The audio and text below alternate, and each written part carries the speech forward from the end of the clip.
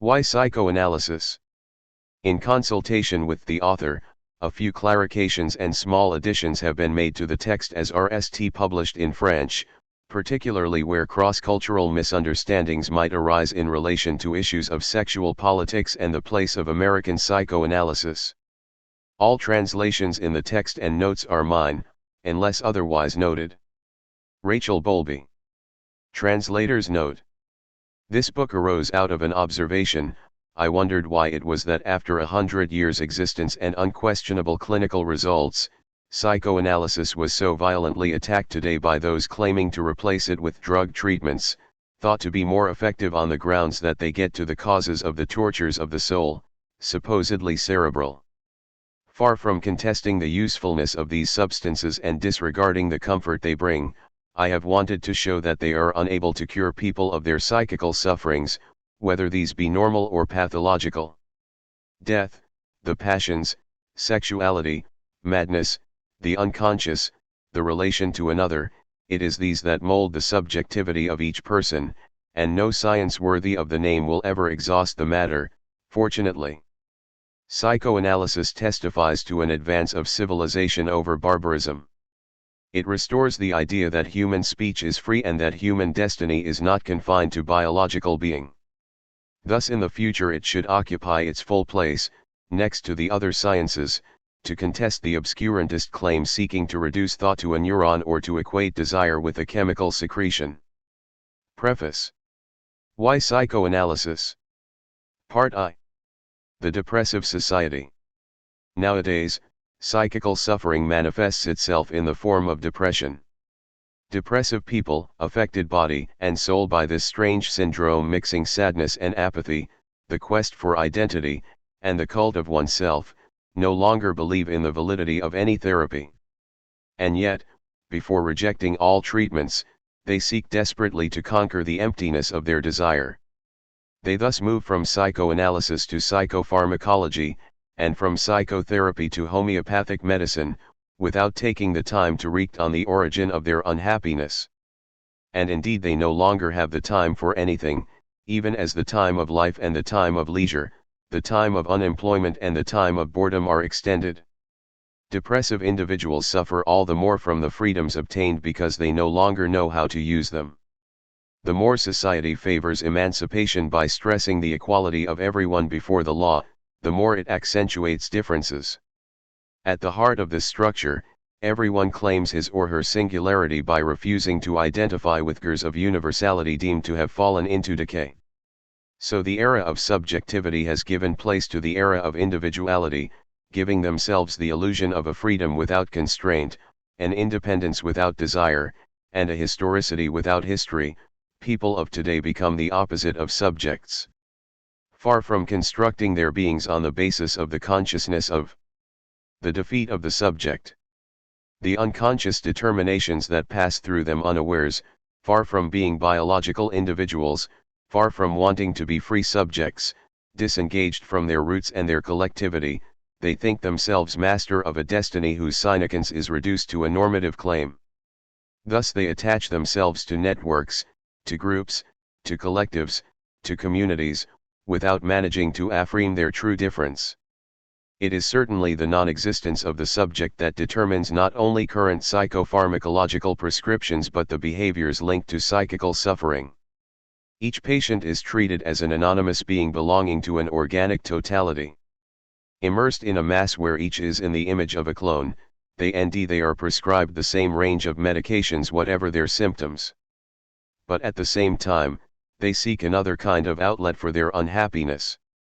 They fall back on scientific medicine, and at the same time they long for a therapy they think more appropriate to the recognition of their identity, thereby losing themselves in the labyrinth of alternative medicines. Thus in Western societies we are seeing an unbelievable growth in the little world of bone-setters, wizards, clairvoyants, and mesmerists. In the face of a scientism elevated to the status of religion, and in the face of the cognitive sciences, which valorize the machine person over the desiring person, we see the counternourishing of all sorts of practices, sometimes arising out of the prehistory of Freudianism, sometimes out of an occult conception of body and mind, mesmerism, sophrology, naturopathy, iridology, auriculotherapy, transpersonal energetics, suggestology, mediumism, and so forth. Contrary to what one might think, these practices attract the middle classes, office workers, professional people, and upper level management more than lower class groups who, in spite of the increasing precariousness of social life, are still attached to a Republican conception of scientific medicine. The common denominator of these practices is that they all offer a belief and thus an illusion of cure to people who are reasonably well off but destabilized by the economic crisis and who feel they are victims, sometimes of medical technology that is too remote from their suffering and sometimes of medicine's real inability to cure particular functional disorders.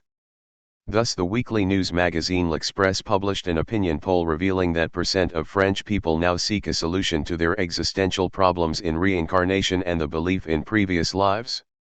Modern democratic society wants to banish from view the reality of unhappiness, death, and violence, even as it seeks to integrate differences and resistances into a single system. It has tried to abolish the idea of social connect, in the name of global politics and economic success. In the same way, it tends to treat revolutions as criminal and to de-heroicize war, with a view to replacing politics with ethics, historical judgment with judicial sanction. It has thus moved from the age of confrontation to the age of avoidance and from the cult of glory to the valorization of the cowardly.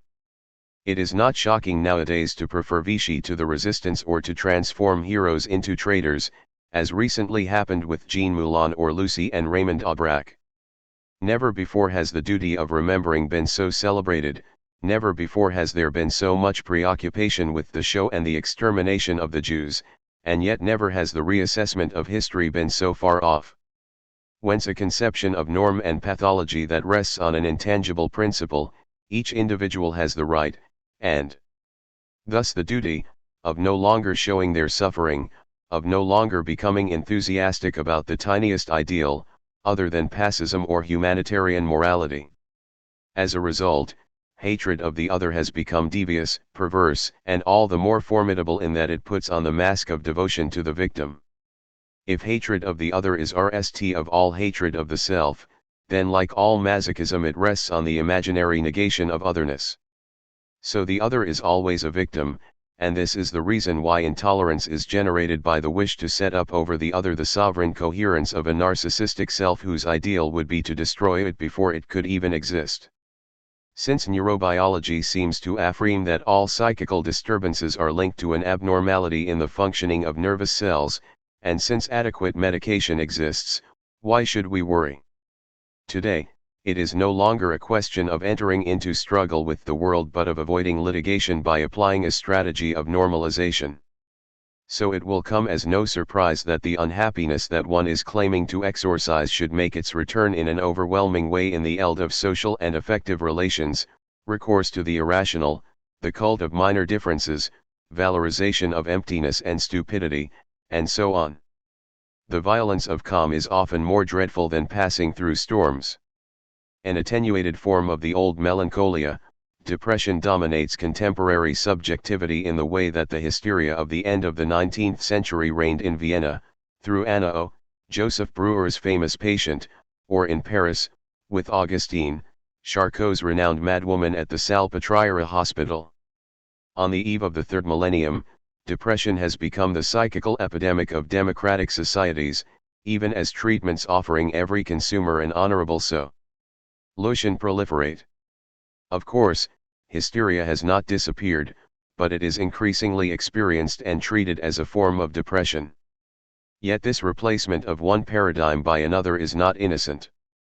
The substitution is in fact accompanied by a valorization of the normalizing psychological processes, to the detriment of different forms of exploration of the unconscious. Treated as depression, contemporary neurotic connect no longer seems to derive from any psychical causality arising from the unconscious. And yet the unconscious reappears through the body, opposing a strong resistance to the disciplines and practices seeking to get rid of it.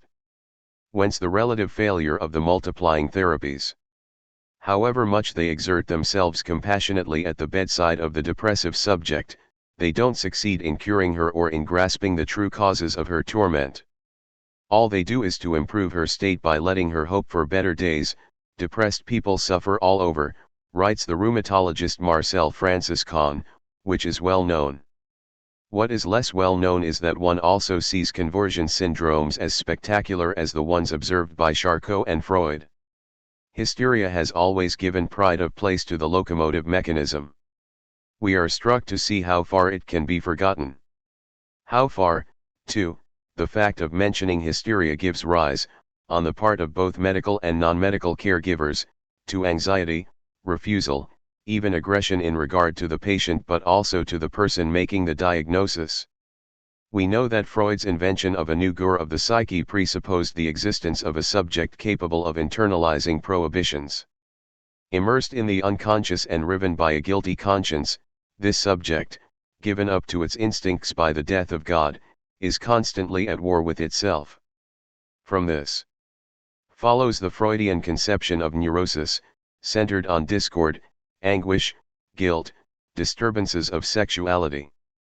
It is this idea of subjectivity, so characteristic of the coming of democratic societies, themselves based on the idea of permanent confrontation between the same and the other, that is being erased from contemporary mental organization, replaced by the psychological notion of depressive personality. Derived from neurasthenia, a notion abandoned by Freud, and from the psychasthenia described by Pierre Janet, depression is not a neurosis, or a psychosis, or a form of melancholia but a feeble entity referring to a state thought of in terms of fatigue, déficit, or weakening of the personality. The growing success of this designation demonstrates clearly that the democratic societies of the end of the 20th century have ceased to privilege cognition as the normative kernel of the formation of subjectivity. In other words, in place of the Freudian conception of a subject of the unconscious, conscious of his or her liberty but haunted by sex, death, and prohibition, there is the more psychological conception of a depressive individual being his or her unconscious and concerned to rub out the essence of all cognition in himself. Freed from prohibitions by the equalization of rights and the leveling of conditions, the depressed person at the end of the century has inherited an addictive dependence on the world. Condemned to exhaustion by the absence of a revolutionary perspective, he or she seeks in drugs or religion, in devotion to health or the cult of the perfect body, the ideal of an impossible happiness. For this reason, concludes Alain Ehrenberg, the drug addict is nowadays the symbolic guru used to deem the features of an anti-subject. In previous ages, it was the madman who occupied this place. If depression is the history of a subject who cannot be found, addiction is nostalgia for a lost subject. Instead of ending this imprisonment, which leads to the abolition of subjectivity, depressive liberal society is happy to pursue its logic. So nowadays consumers of tobacco, alcohol, and psychotropic drugs are assimilated to drug addicts regarded as a danger to themselves and to the group. Among these new sick people, the nicotine addicts and the alcoholics are treated as depressives to whom you prescribe psychotropic drugs. What medications of the mind will have to be invented in the future to treat the dependence of those who have been cured of their alcoholism, their nicotine addiction, or another addiction, to sex, food, sport, etc., by the replacement of one form of abuse with another. Since chemical substances or psychotropic drugs have changed the landscape of madness, they have emptied the mental hospitals and replaced straitjackets and shock treatments with the soft wrapping of medication. Although they do not cure any mental or nervous illnesses, they have revolutionized representations of the psyche by fabricating new human beings, smooth and moodless, exhausted by avoiding passions, ashamed of not conforming to the ideal offered to them. Prescribed as much by general practitioners as by specialists in psychopathology, psychotropic drugs have the effect of normalizing behaviors and suppressing the most painful symptoms of psychical suffering without seeking to end their meaning. Psychotropic drugs are classed into three groups: psycholeptics, psychoanaleptics, and psychodyspeptics. The RST group includes hypnotic drugs, which treat sleeping difficulties, anxiolytics and tranquilizers, which suppress the signs of distress, anxiety, phobia, and various other neuroses, and nally neuroleptics, or antipsychotics, medications specifically for psychosis and all forms of chronic or acute delirium. The second group brings together stimulants and antidepressives, and the third, hallucinogenic medications, narcotics, and mood-controlling drugs. The medications of the mind. Psychopharmacology initially brought humanity a renewal of freedom. Launched in by two French psychiatrists, Jean Delay and Pierre Dennecker, neuroleptics let the insane speak again. They made it possible for them to be reintegrated into society. Thanks to these drugs, barbaric and ineffective treatments were abandoned. Meanwhile, anxiolytics and antidepressants brought greater tranquility to neurotic and depressed people. Through belief in the power of its potions, however, psychopharmacology ended up losing a part of its prestige, in spite of its formidable efficacy. In effect, what it did was to shut subjects up in a new form of alienation by claiming to cure them of the very essence of the human condition. It thereby fostered, through its illusions, a new form of irrationalism. Furthermore, an end to psychical suffering is promised through the absorption of pills, which never do more than alleviate symptoms or alter a personality. The more subjects then turn, in their disappointment, to bodily or magical types of treatment. It will come as no surprise that the excesses of pharmacology have been denounced by the very people who previously celebrated it and who nowadays demand that mind medicines be administered in a more rational way and in conjunction with other forms of cure, psychotherapy and psychoanalysis.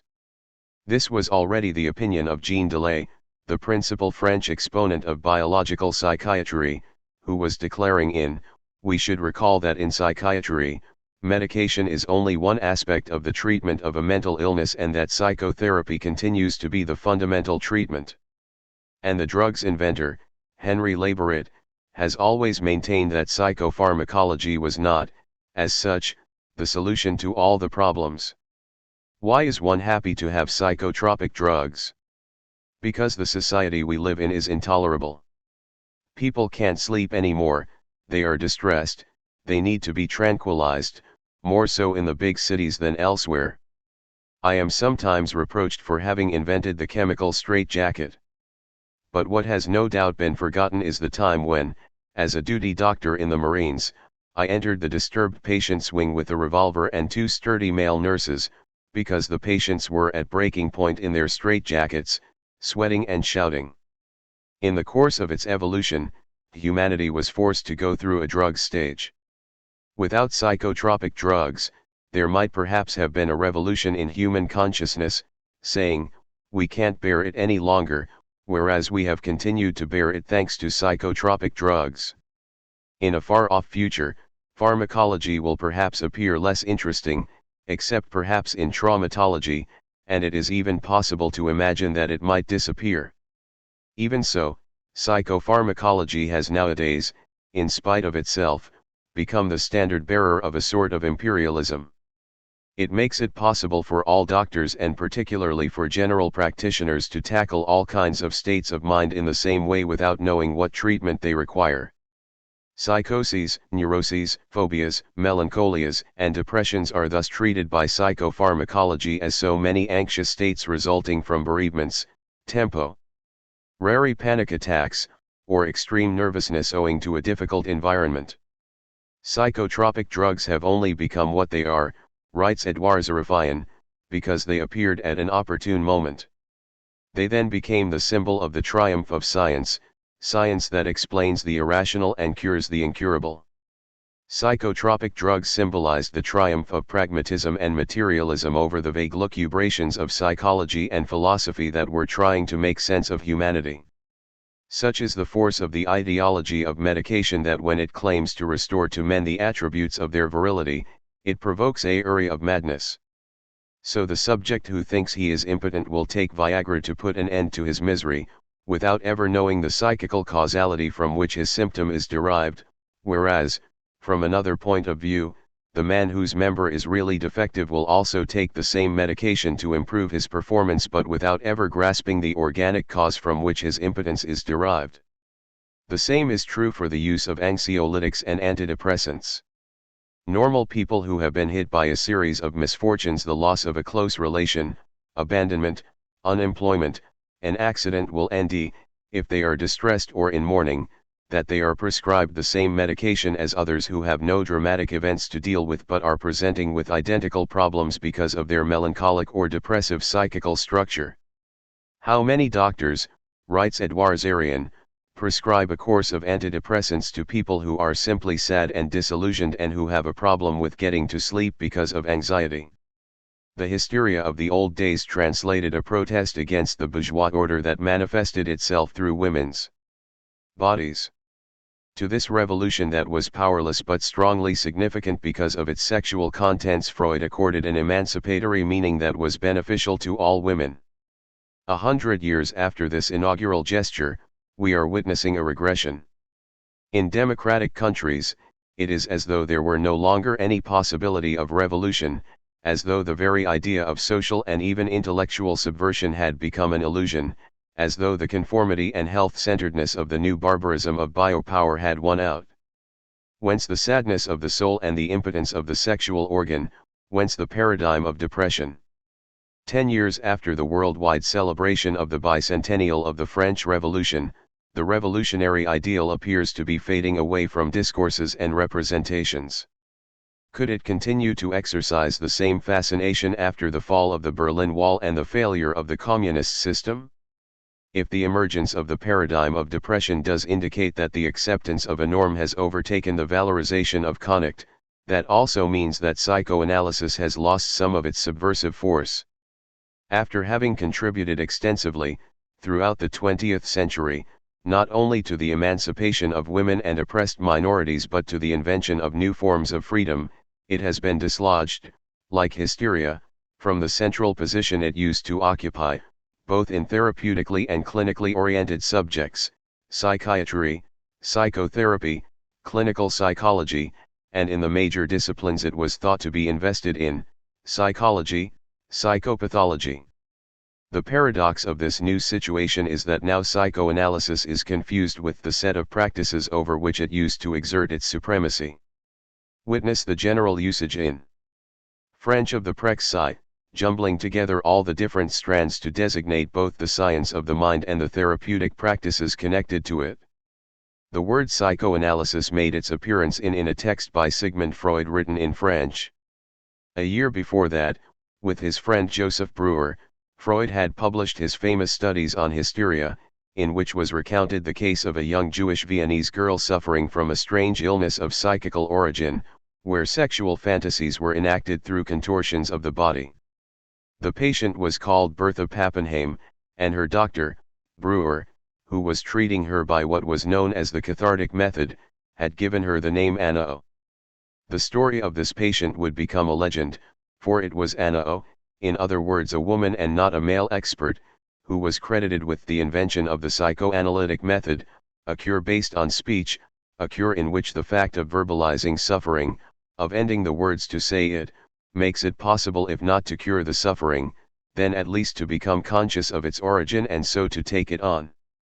Through the study of archives, modern historians have demonstrated that the famous Anna O case, presented by Freud and Breuer as the prototype of the cathartic cure, did not really end with the patient's cure. Freud and Breuer decided in any case to publish the story of this woman and exhibit it as a denitive case, so as to improve their claim, against the French psychologist Pierre Janet, for priority in the discovery of the cathartic method. As for Bertha Pappenheim, even if she was not cured of her symptoms, she certainly became another woman. A militant feminist, pious and rigid, she devoted her life to orphans and to the victims of anti-Semitism without ever speaking about the course of psychical treatment she had followed in her youth and that had made her into a myth.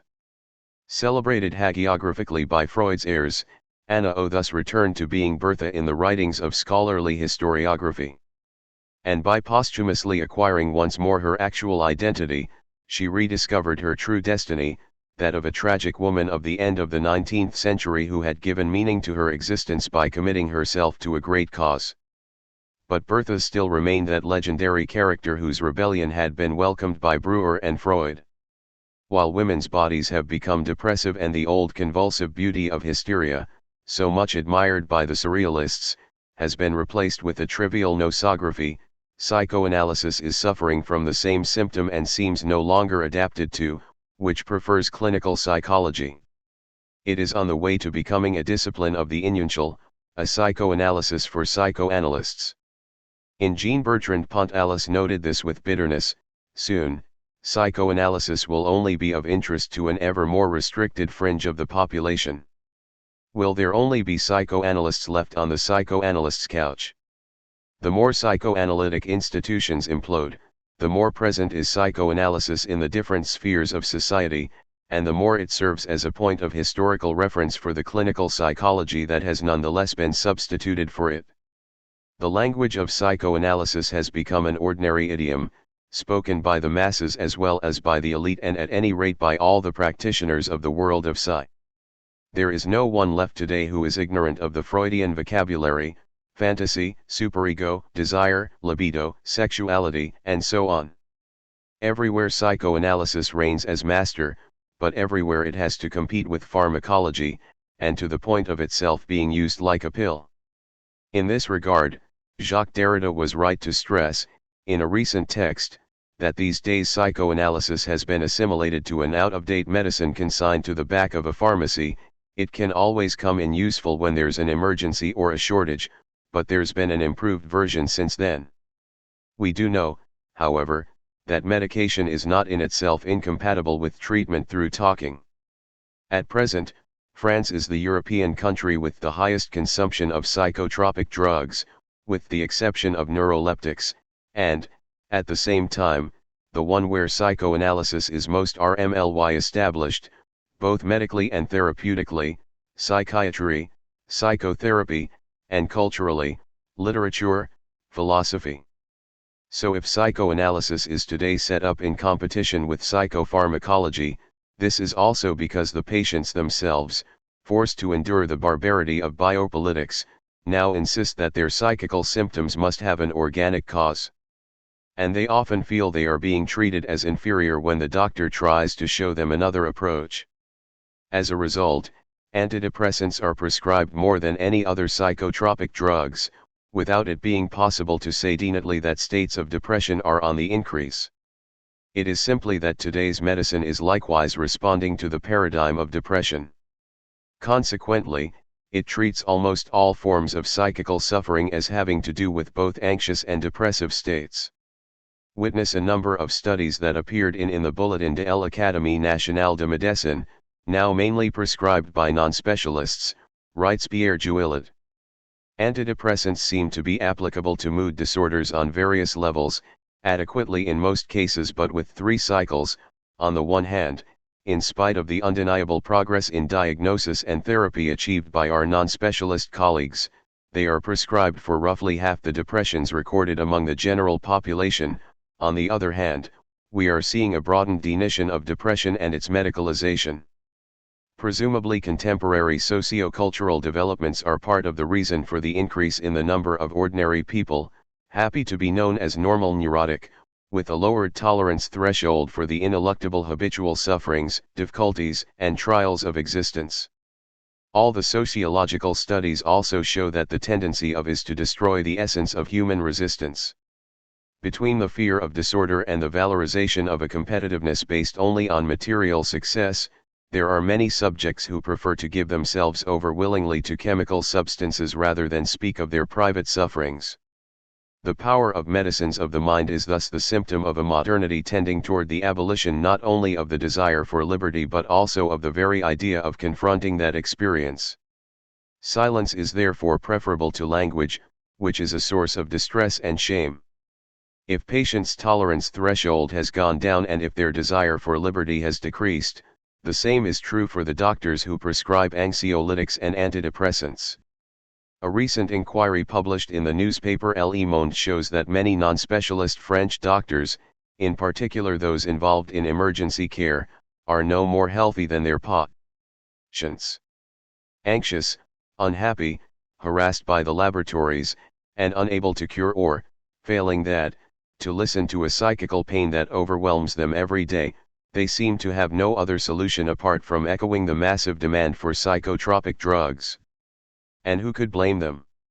In this situation, it will come as no surprise that psychoanalysis is always being attacked by a technicist discourse constantly invoking its supposed experimental ineffectiveness. But what sort of ineffectiveness is this?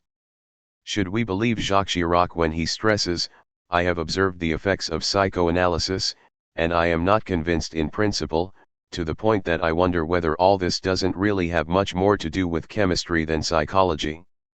Or should we rather believe Georges Perec when he describes his positive experience of analysis, or else Françoise Giraud when she asserts, "An analysis is hard, and it hurts"? But when you are collapsing under the weight of repressed words, obligatory ways of behaving, the need to save face, when your representation of yourself becomes unbearable, the remedy is there. At least this is what I experienced, and I remain innately grateful to Jacques Lacan. To stop feeling ashamed of yourself is the realization of freedom. It is what a well-conducted analysis teaches those who come to it asking for help. Beginning in, a large number of surveys were conducted in the United States to assess the soundness of psychoanalyses and psychotherapies. The greatest difficulty lay in the choice of parameters. It was RST of all necessary to test the difference between the absence and the existence of a. The soul is not a thing. Treatment so as to be able to compare the effect of the passage of time, a spontaneous development, with the effectiveness of an analysis. It was next necessary to bring in the principle of the therapeutic alliance, suggestion, transference, etc., so as to understand why some therapists, whatever their expertise, got on perfectly well with some patients and not at all with others. Finally, it was vital to take account of the subjectivity of the people being interrogated. Whence the idea of casting doubt on the authenticity of their testimonies and mistrusting the opinions of the therapist. In all the cases that cured, the patients never said they were cured of their symptoms but changed, up to %, by their experience of analysis. In other words, when analysis was beneficial, they experienced a sense of well-being or an improvement in their relationships with others, in their social and professional lives as well as in matters of love, emotion, and sex. In short, all these surveys demonstrated the extraordinary effectiveness of the whole group of psychotherapies. None of them, however, made it possible to prove statistically the superiority or inferiority of psychoanalysis over other modes of treatment. The great defect in these assessments is that they always depend on an experimental principle unsuited to the situation of analysis. Either they bring proof that it is sufficient for a suffering human being to consult a therapist for a certain length of time in order for their situation to improve, or they let it be understood that subjects who are being interrogated can be influenced by their therapists and thus victims of a placebo effect. So it is clearly because psychoanalysis refuses the very idea of experimentation being feasible by means of this kind of questioning that the so-called experimental assessment of therapeutic results has negligible value in psychoanalysis. It always reduces the soul to a thing. When Freud was asked about this by the psychologist Saul Rosenzweig, who had sent him some experimental results proving the validity of the theory of repression, he was both civil and prudent. He did not reject the idea of experimentation, but he stressed that the results obtained were both superfluous and redundant given the abundance of clinical experience already well established by psychoanalysis, and known through the numerous publications of case histories. When another American psychologist suggested to him that he should measure libido and give his name, Freud, to the unit of measurement, he also replied, "I do not understand enough of physics to express a reliable judgment in the matter. But if I am permitted to ask a favor, do not call your unit by my name." With unfailing wit he added that he hoped to die someday with an unmeasured libido. The surveys have to be criticized for the way they were conducted. While many of them were conducted seriously, especially in the United States, they also gave rise to numerous controversies. Others look frankly ridiculous today. One can see that very often the questions asked determine the replies, as is shown by so-called experimental protocols that consist, for instance, in asking children aged from 3 to 9 whether, yes or no, they are hostile to the parent of the opposite sex. It goes without saying that under these kinds of conditions, practically all the children reply that they and their parents very nice. Psychoanalysis seems to be even more subject to attack today, when it has conquered the world through the singularity of a subjective experience that puts the unconscious, death, and sexuality at the heart of the human soul. In France, we have stopped keeping count of the press features drawing on the language of the neurosciences, cognitivism, or genetics, whose sole purpose is to wage war on Freudian thought. Up to the headings were fairly neutral and referred to a current political topic or to practical questions. Special Freud issue, Marxism is collapsing, psychoanalysis is resisting, or again, do you need to be psychoanalyzed? After this, the tone became clearly anti-Freudian, Freud, genius or imposter. Must we burn Lacan? Science against Freud. And yet, when we read the details of the interventions brought together under these catchphrases, we realize that they are saying something quite different.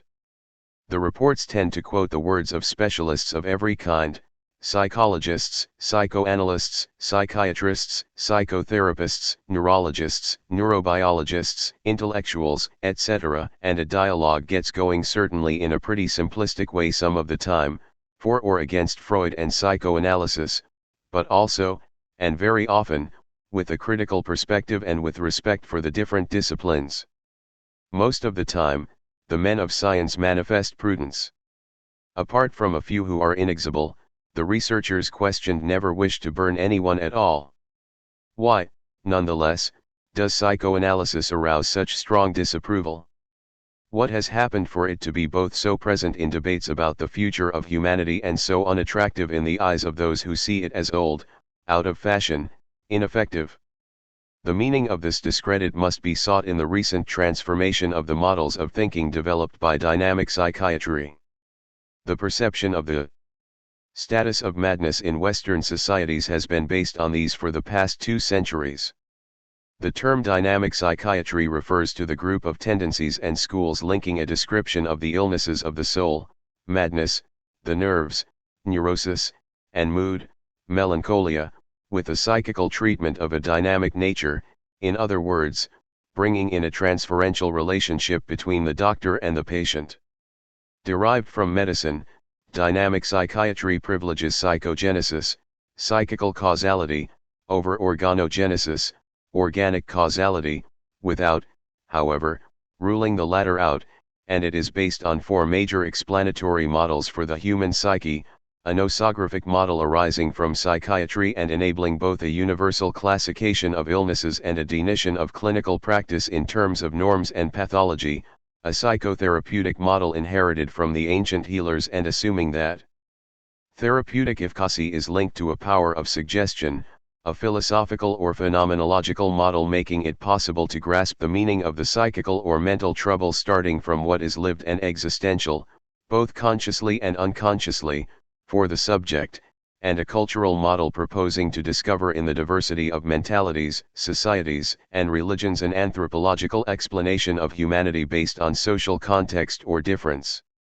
In general, schools and tendencies have privileged 1 or 2 models of interpretation of the psyche, varying with countries or periods.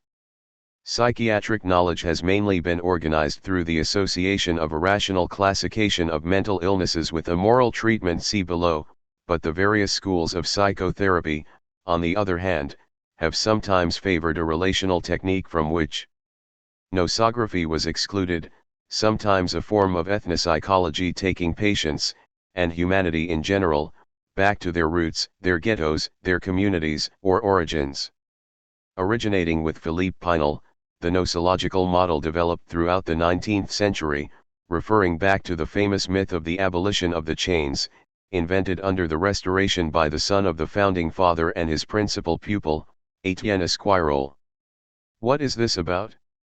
Under the Terror, shortly after being appointed to Bicêtre Hospital, September, Pinel received a visit from Couthon, a member of the Committee for Public Safety, who was looking for suspects among the insane. They all trembled before this loyal servant of Robespierre, who had left his paralytic's chair to have himself carried along supported by men's arms. Pinel led him in front of the cells where the sight of the agitated men caused him intense fear. Greeted by insults, he turned to the alienist and said, "Citizen, are you mad yourself to want to free animals like these?" The doctor replied that mad people were all the less capable of being treated because they were deprived of air and freedom. Couthon agreed that the chains should be stopped, but he put Pinel on guard against his presumption. So it was that the philanthropist began his life's work. He unleashed the insane and thereby gave birth to alienism and then to psychiatry. Pinel's revolution consisted in ceasing to regard the mad person as someone senseless, whose speech was devoid of sense, but rather as someone alienated, in other words, as a subject strange to himself, not an animal put in a cage and stripped of his humanity on the grounds that he is deprived of reason, but a human being recognized as such. The nosographic model, which comes from alienism, organizes the human psyche on the basis of large meaningful structures, psychoses, neuroses, perversions, phobia, hysteria, etc., that deem the principle of a norm and a pathology and set the boundaries between reason and unreason. This model is closely linked to that of psychotherapy, whose origin goes back to Franz Anton Mesmer. A man of the Enlightenment, Mesmer sought to wrest the obscure part of the human soul away from religion. His ideas were based on the false theory of animal magnetism, which was to be abandoned by his successors. He treated hysterics and possessed women without the help of magic, using only the force of a power of suggestion. Pinel's contribution, shortly after the Revolution, was the invention of the moral treatment at the same time as William Tuke, the English Quaker. He reformed clinical practice by showing that there always subsists a remainder of reason in the insane patient, which makes possible the therapeutic relationship. Separated from other forms of unreason, vagrancy, begging, deviance, madness, as deemed by Pinel, became an illness. From then on, people who were mad could be looked after with the help of an adequate nosography and an appropriate treatment. Asylums and later psychiatric hospitals were invented for them, so as to distance them from the general hospital, that symbol of imprisonment in the European monarchies. Then a Squirrel gave Pinel's teaching a doctrinal content that resulted, in the asylum system being made official. Between mesmerism and the Pinel Revolution, the RST dynamic psychiatry associated a nosographic model, psychiatry, with a psychotherapeutic model, magnetism, suggestion, that separated the madness of asylums, illnesses of the soul, psychoses, from ordinary madness, illnesses of the nerves, neuroses. A century later, Jean-Martin Charcot, its last great representative, annexed neurosis, that semi-madness, to the nosographic model by making it into a functional disorder. But the asylum nonetheless remained dominant, with its train of distresses, cries, and cruelties.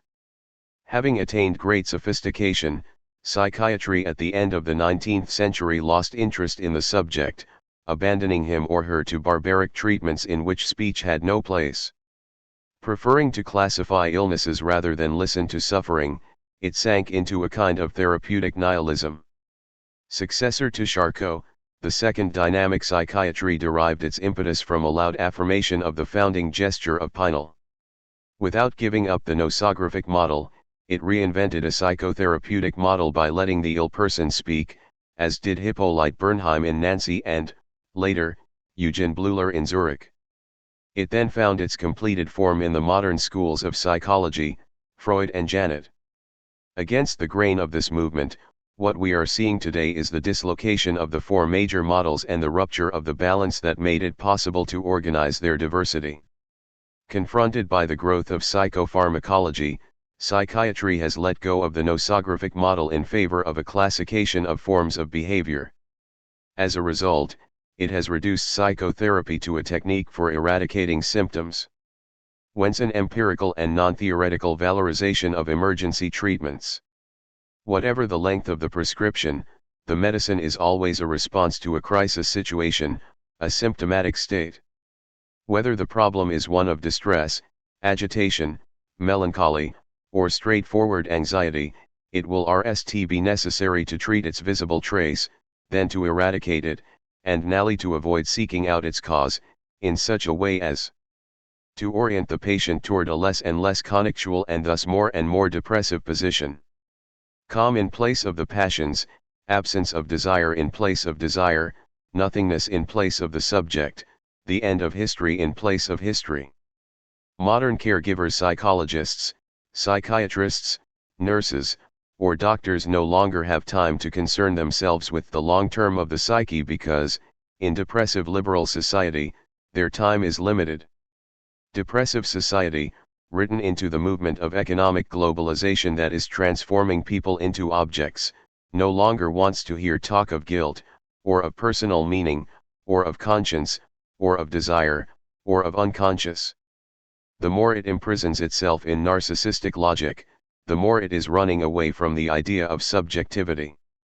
So depressive society is only interested in the individual for the purpose of calculating his or her successes and only interested in the suffering subject for the purpose of regarding him or her as a victim. And if depressive society is always seeking to put the disintegers, to measure the handicap, quantify the degree of trauma, this is so that it will never again have to ask itself questions about their origin. The sick person in depressive society is thus literally possessed by a biopolitical system that governs his or her thinking like a great sorcerer. Not only is he not responsible for anything in his life, but he no longer has the right to imagine that his death could be an act that depends on his consciousness or unconscious. Recently, for instance, without there being the slightest proof and despite lively protestations on the part of numerous psychiatrists, an American researcher claimed that the exclusive cause of suicide lay not in a subjective decision, a taking of action, or a historical context but in an abnormal production of serotonin. This, in the name behavior modification man of a purely chemico-biological logic, would be the effacement of the tragic nature of a fundamentally human act, from Cleopatra to Cato of Utica, from Socrates to Mishima, from Werther to Emma Bovary. It would also mean, by virtue of a mere molecule, the wiping out of all the sociological, historical, philosophical, literary, and psychoanalytical studies, from Émile Durkheim to Maurice Pinguet, that have given ethical, not chemical, significance to the long tragedy of voluntary death. It is through the adoption of identical principles that some geneticists claim to explain the origin of most forms of human behavior. Since they have been attempting to bring into play what they call the genetic mechanisms of homosexuality, social violence, alcoholism, or schizophrenia. In Simon Levy claimed to have discovered the secret of homosexuality in the hypothalamus. 2 years later, another American expert, Dean Hamer, took this further by declaring that he, too, had isolated the homosexuality chromosome on the basis of observations of 40 or so sets of male twins. Then there was Hans Brunner, a Dutch geneticist, who had no hesitation in establishing a relationship between the abnormal behavior of different members of a family who had been accused of rape or arson and the mutation of a gene with the task of programming a brain enzyme, monoamine oxidase. These endings were published in the journal Science and spread internationally in the press, even though they were violently accused of neurogenetic reductionism by other experts. Witness the courageous intervention of Stephen Rose, the eminent British neurobiologist. Today these ideas are becoming significant in countries such as the United States or Great Britain because their deeply right-wing governments are desperately seeking to end individual solutions to social problems. After Dean Hamer's article on gay genes, numerous critiques appeared, and as yet his data have not been reproduced either by himself or by anyone else. Generally speaking, it is interesting to note that some scientific journals publish research on human beings that is so bad it would have been rejected if it had been on animals. All this research is a result of the catastrophic loss that has affected the Western world in the last few years. Loss of hope of ending social solutions to social problems. Disappearance of socialist democracies and, for some, of the belief that there was a better society in Eastern Europe.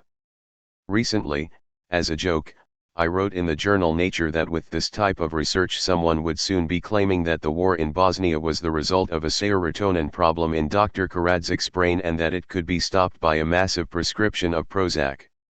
The consequence of the systematic recourse to the vicious circle of external causality, genes, neurons, hormones, and so on, has been the dislocation of dynamic psychiatry and its replacement by a behavioral system in which there are only two explanatory models: on one side, organicity, bearer of a simplistic universality, and, on the other, difference, bearer of an empirical culturalism.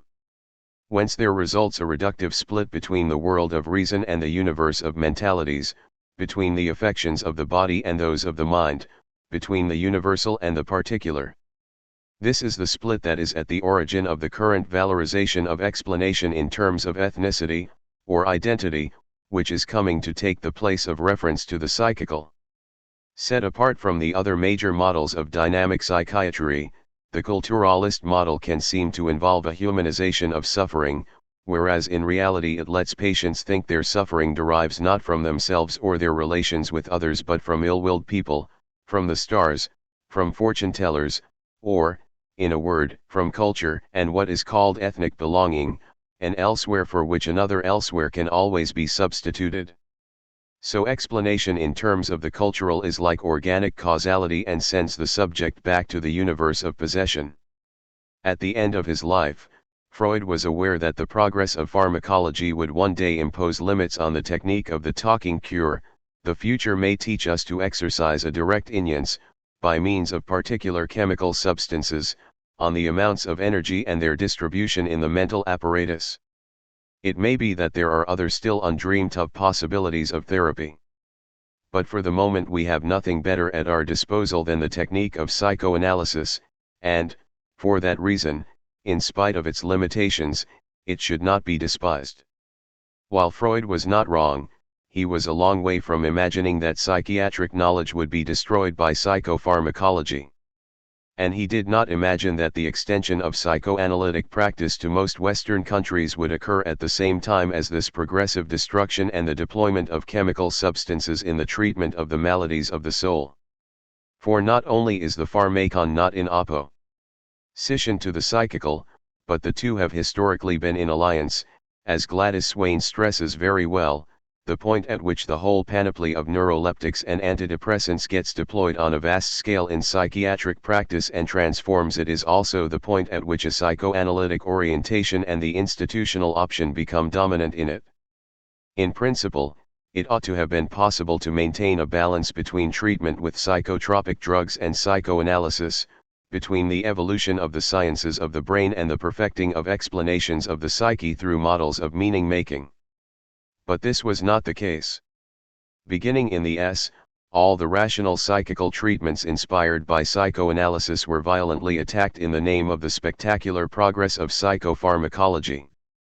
To the point that psychiatrists themselves, as I have said, are worried about it and strongly criticize its harmful and perverse effects. What they are afraid of is seeing the disappearance of their discipline to make way for a hybrid practice.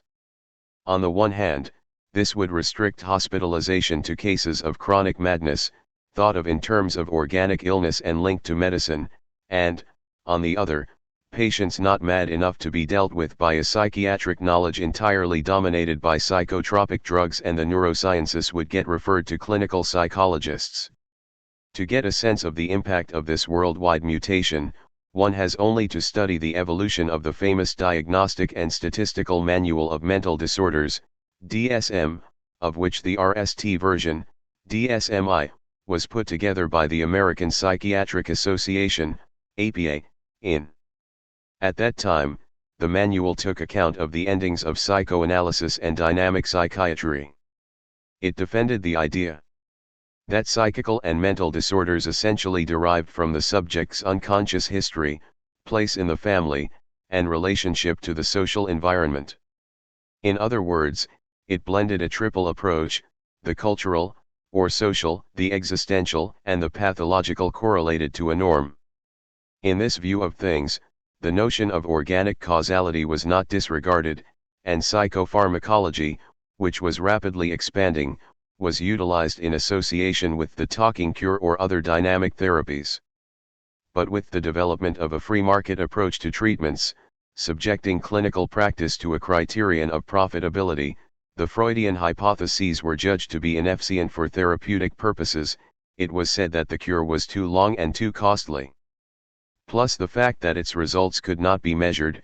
When you asked people who had been in analysis about it, didn't they generally reply that they had been changed by their experience, but that even so they couldn't call themselves cured? The nuance is thing, and it touches on the very definition of the status of the cure in psychoanalysis. In fact, as I have mentioned, in the eld of the psychical there is no cure in the sense that is meant in that of somatic illnesses, genetic or organic. In scientific medicine, effectiveness rests on the model signs diagnosis treatment. You observe symptoms, fever, you name the illness, typhoid, you administer a treatment, antibiotics. The sick person is then cured from the biological mechanism of the illness. In other words, unlike traditional forms of medicine, for which soul and body form a totality included in a cosmogony, scientific medicine rests on a separation between these two domains. Where the psychical is concerned, however, the symptoms do not refer back to a single illness, and nor is this exactly an illness, in the somatic sense, but a state. So a cure is nothing other than an existential transformation of the subject. After the manual was revised a number of times by the APA, tending toward a radical abandonment of the synthesis achieved by dynamic psychiatry. Modeled on the sign diagnosis treatment schema, it ended up eliminating subjectivity itself from its classifications. 4 revisions took place: DSM-2, DSM-3, DSM-3R, and DSM-4. The result of this progressive cleaning up operation, called theoretical, was a disaster. Its fundamental aim was to demonstrate that any disturbances of the soul and the psyche had to be reduced to the equivalent of a motor breakdown. Whence the elimination of all the terminology developed by psychiatry and psychoanalysis. Concepts, psychosis, neurosis, perversion, were replaced by the soft notion of disorder, and clinical entities abandoned in favor of a symptomatic characterization of these vaunted disorders. So hysteria was reduced to being a disorder of dissociation, or conversion, liable for treatment as a depressive illness, and schizophrenia was assimilated to a disturbance of the course of thinking, and so on. Seeking, moreover, to avoid all controversy, the different versions of the DSM ended up abolishing the very idea of illness. The expression mental disorders served to bypass the delicate problem of the inferiorization of patients. If they were treated as ill, there was a risk of their demanding reparation from DSM practitioners and even of their taking them to court. The same kind of thinking led to the replacement of the adjective alcoholic by alcohol dependent. And it was deemed preferable to give up the notion of schizophrenia for a periphrasis, affected by disorders deriving from a disturbance of a schizophrenic type. Equally concerned to preserve cultural differences, the authors of the DSM discussed the question of whether so-called deviant political, religious, or sexual forms of conduct should or should not be regarded as behavioral disorders. They concluded in the negative but also affirmed that the agnostic criterion only made sense if patients belonged to an ethnic group different from that of the person examining them. Along with each of the different revisions, the DSM's promoters sunk themselves a little deeper into the ridiculous. Between and they even came to forget the fundamental principles of science. For homosexuality, they substituted ego-dystonic homosexuality, the expression designating those whose drives plunge them into depression. As Lawrence Hartman pointed out, it was thus very much a matter of eliminating a whole nosography so as to replace it by the description of a depressive or anxious state capable of being treated by psychopharmacology or behavior modification therapy, and it preferable not to use the word homosexual, which can be harmful to people. The word depression is not a problem, nor is anxiety neurosis. I use the vaguest and most general categories provided that they are compatible with my concern for truth. Insurance companies are well aware that the diagnostic labels communicated to them are toned down so as not to disadvantage patients. In a committee of black psychiatrists demanded the inclusion of racism among mental disorders. Robert Spitzer, the chief editor of the manual, rightly refused this suggestion. Though he gave a nonsensical definition of racism, In the context of DSM-3, we should cite racism as a good example of a state corresponding to a non-optimal mode of psychological functioning which, in certain circumstances, renders the person fragile and leads to the appearance of symptoms. The principles articulated in the manual carry authority the world over since their adoption by the World Psychiatric Association, WPA, founded in by Henry E.Y., and then by the World Health Organization, WHO. In the 10th revision of its Classification of Illnesses, CIM, in Chapter F, the WHO in fact deems mental disorders and behavioral disorders according to the same criteria as those of DSM-4. Finally, after, in the new revision of the DSM, or DSM-4R, the same principles called 0 to 3, or, have been added to the study of behaviors in babies and very young children deemed dissociative, traumatic, and depressive. The dislocation of the four great models, which had allowed dynamic psychiatry to link a theory of the subject to a nosology and an anthropology, thus had the effect of separating psychoanalysis from psychiatry, of bringing psychiatry back into the eld of a biophysiological medicine excluding subjectivity, and then of favoring a formidable explosion of claims to identity and psychotherapeutic schools, RST in the United States and then in every European country. These psychotherapeutic schools arose at the same time as psychoanalysis. What they have in common is that they all bypass the three Freudian concepts of the unconscious, sexuality, and the transference. They oppose a cerebral, biological, or automatic subconscious to the Freudian unconscious. Instead of sexuality in the Freudian sense, they prefer sometimes a culturalist theory of the difference of the sexes or races and sometimes a theory of instincts. Finally, they oppose a therapeutic relationship derived from suggestion to the idea of the transference as the driving force of the clinical practice of analysis. So almost all these schools offer subjects, saturated as they are with medications, external causations, astrology, and DSM, a more humanist therapeutic relationship, better adapted to their demands.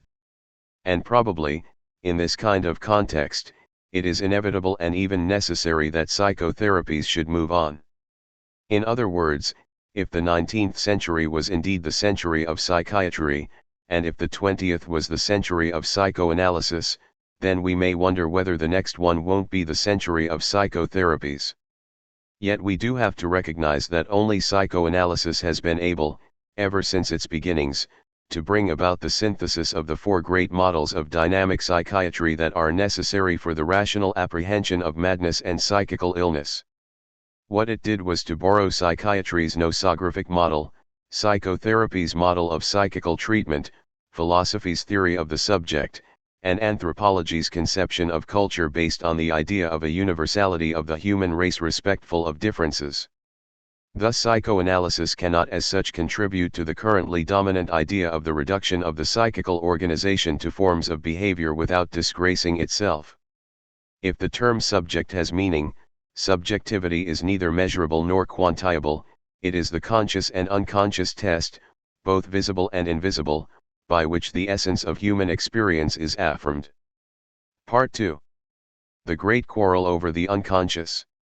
In December, in a famous lecture, The Brain and Thought, Georges Canguilhem reaffirmed the hostility he had expressed toward psychology in, accusing it of relying on biology and physiology to maintain that thinking is only the effect of a secretion from the brain.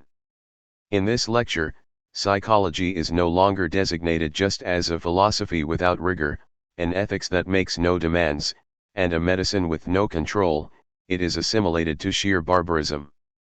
Without using the word cognitivism, which was to appear in, Canguilhem makes a ferocious attack on the belief that animates the cognitive ideal, claiming to want to create a science of the mind based on a correlation between mental states and states of the brain.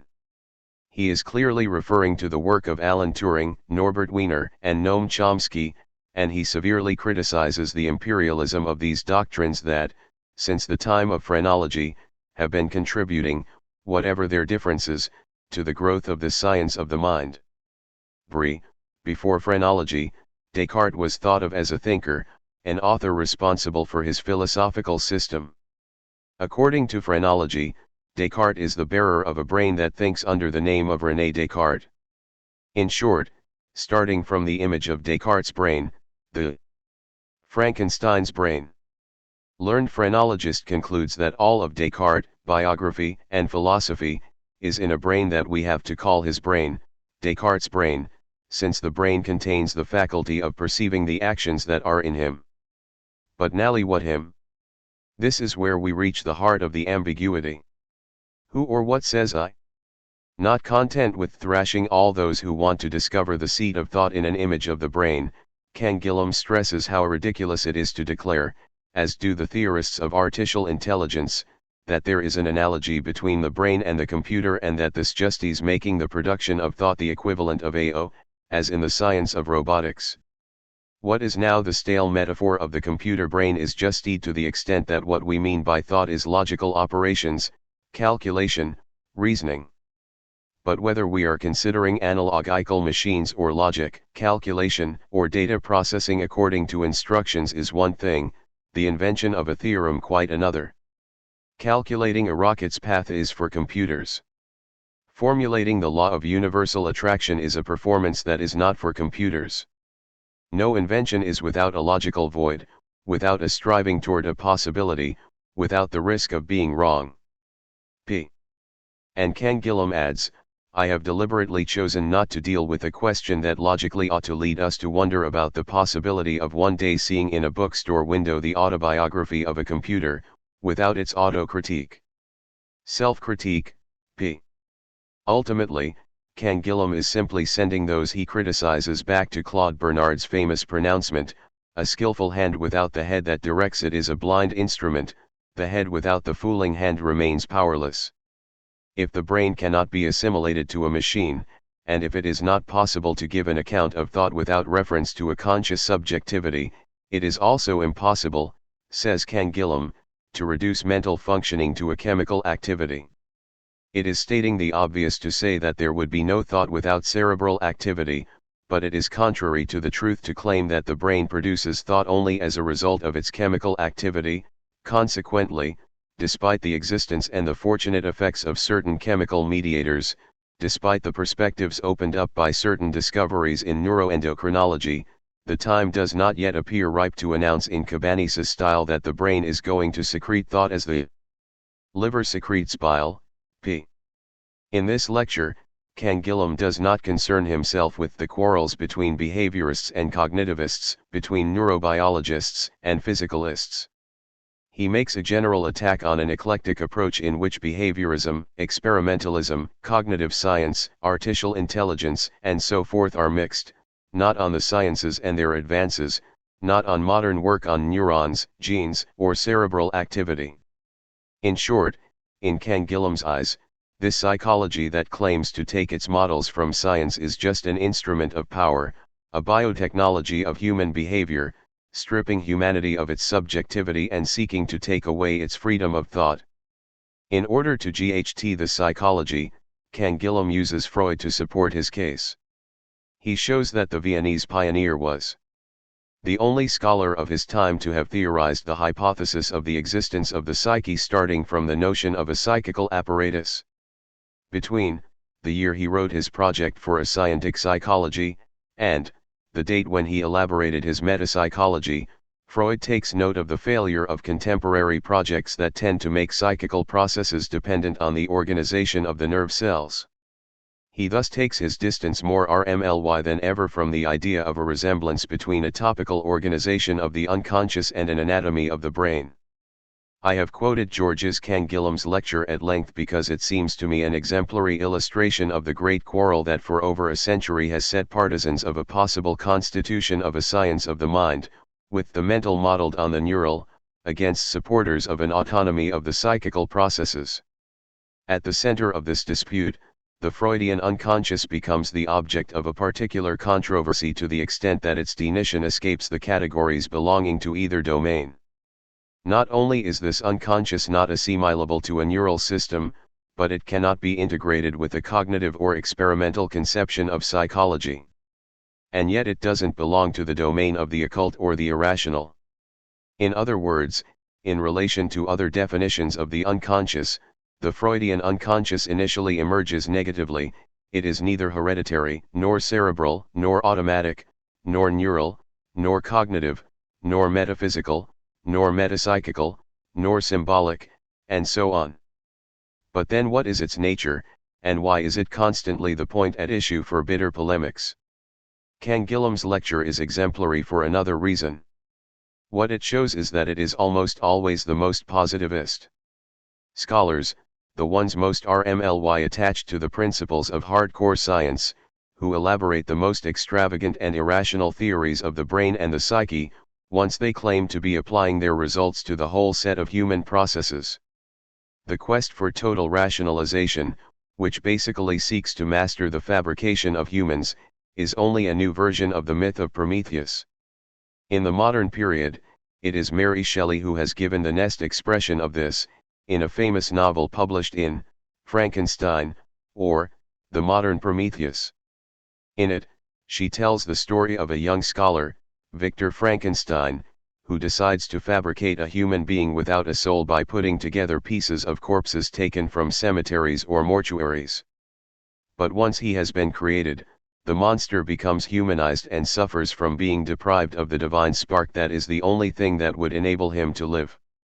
So he asks his creator to make him a woman in his own image.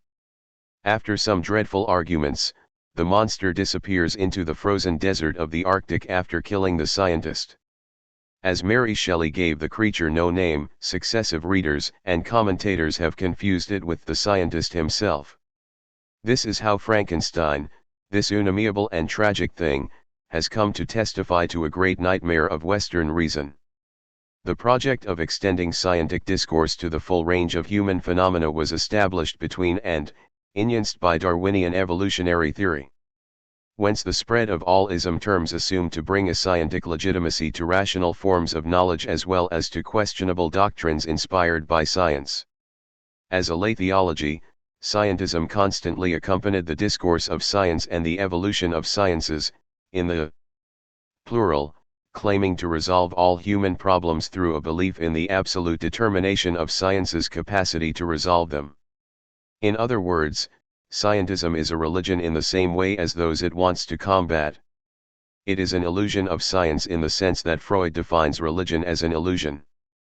But, much more than a religion, the scientific illusion claims to make up for all the uncertainties that are necessary to the deployment of a scientific investigation, through mythologies or crazy fantasies. If scientific discourse is capable of appropriating Frankenstein's brain to make it into an emblem of a modern rationality, it will come as no surprise that some of the best contemporary specialists in cerebral biology can fall into the same trap and, as a result, come to denounce psychoanalysis as a mythological, literary, or shamanistic doctrine. How, for instance, is it possible to take seriously the declarations of Henry Korn, a French neurobiologist, when he asserts that psychoanalysis is just a shamanism without a theory?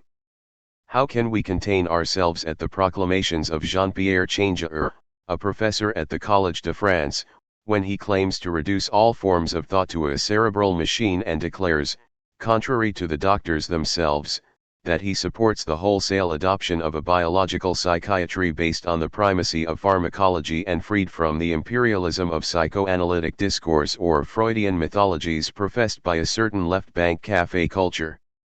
And how should we understand the declarations of the French philosopher Marcel Gauchet when he claims to put the cerebral unconscious and the model of the computer in place of the Freudian unconscious, which apparently no longer pays in a world in which affect is on the way out? And how, Nally, can we accept the predictions of the American political scientist Francis Fukuyama when he congratulates himself on the disappearance of psychoanalysis, history, and the whole set of constructed theories, which have made way for the coming of a society based on natural science, one that has abolished humanity itself? At this point, he writes, we will have definitively finished with human history because we will have abolished human beings as such.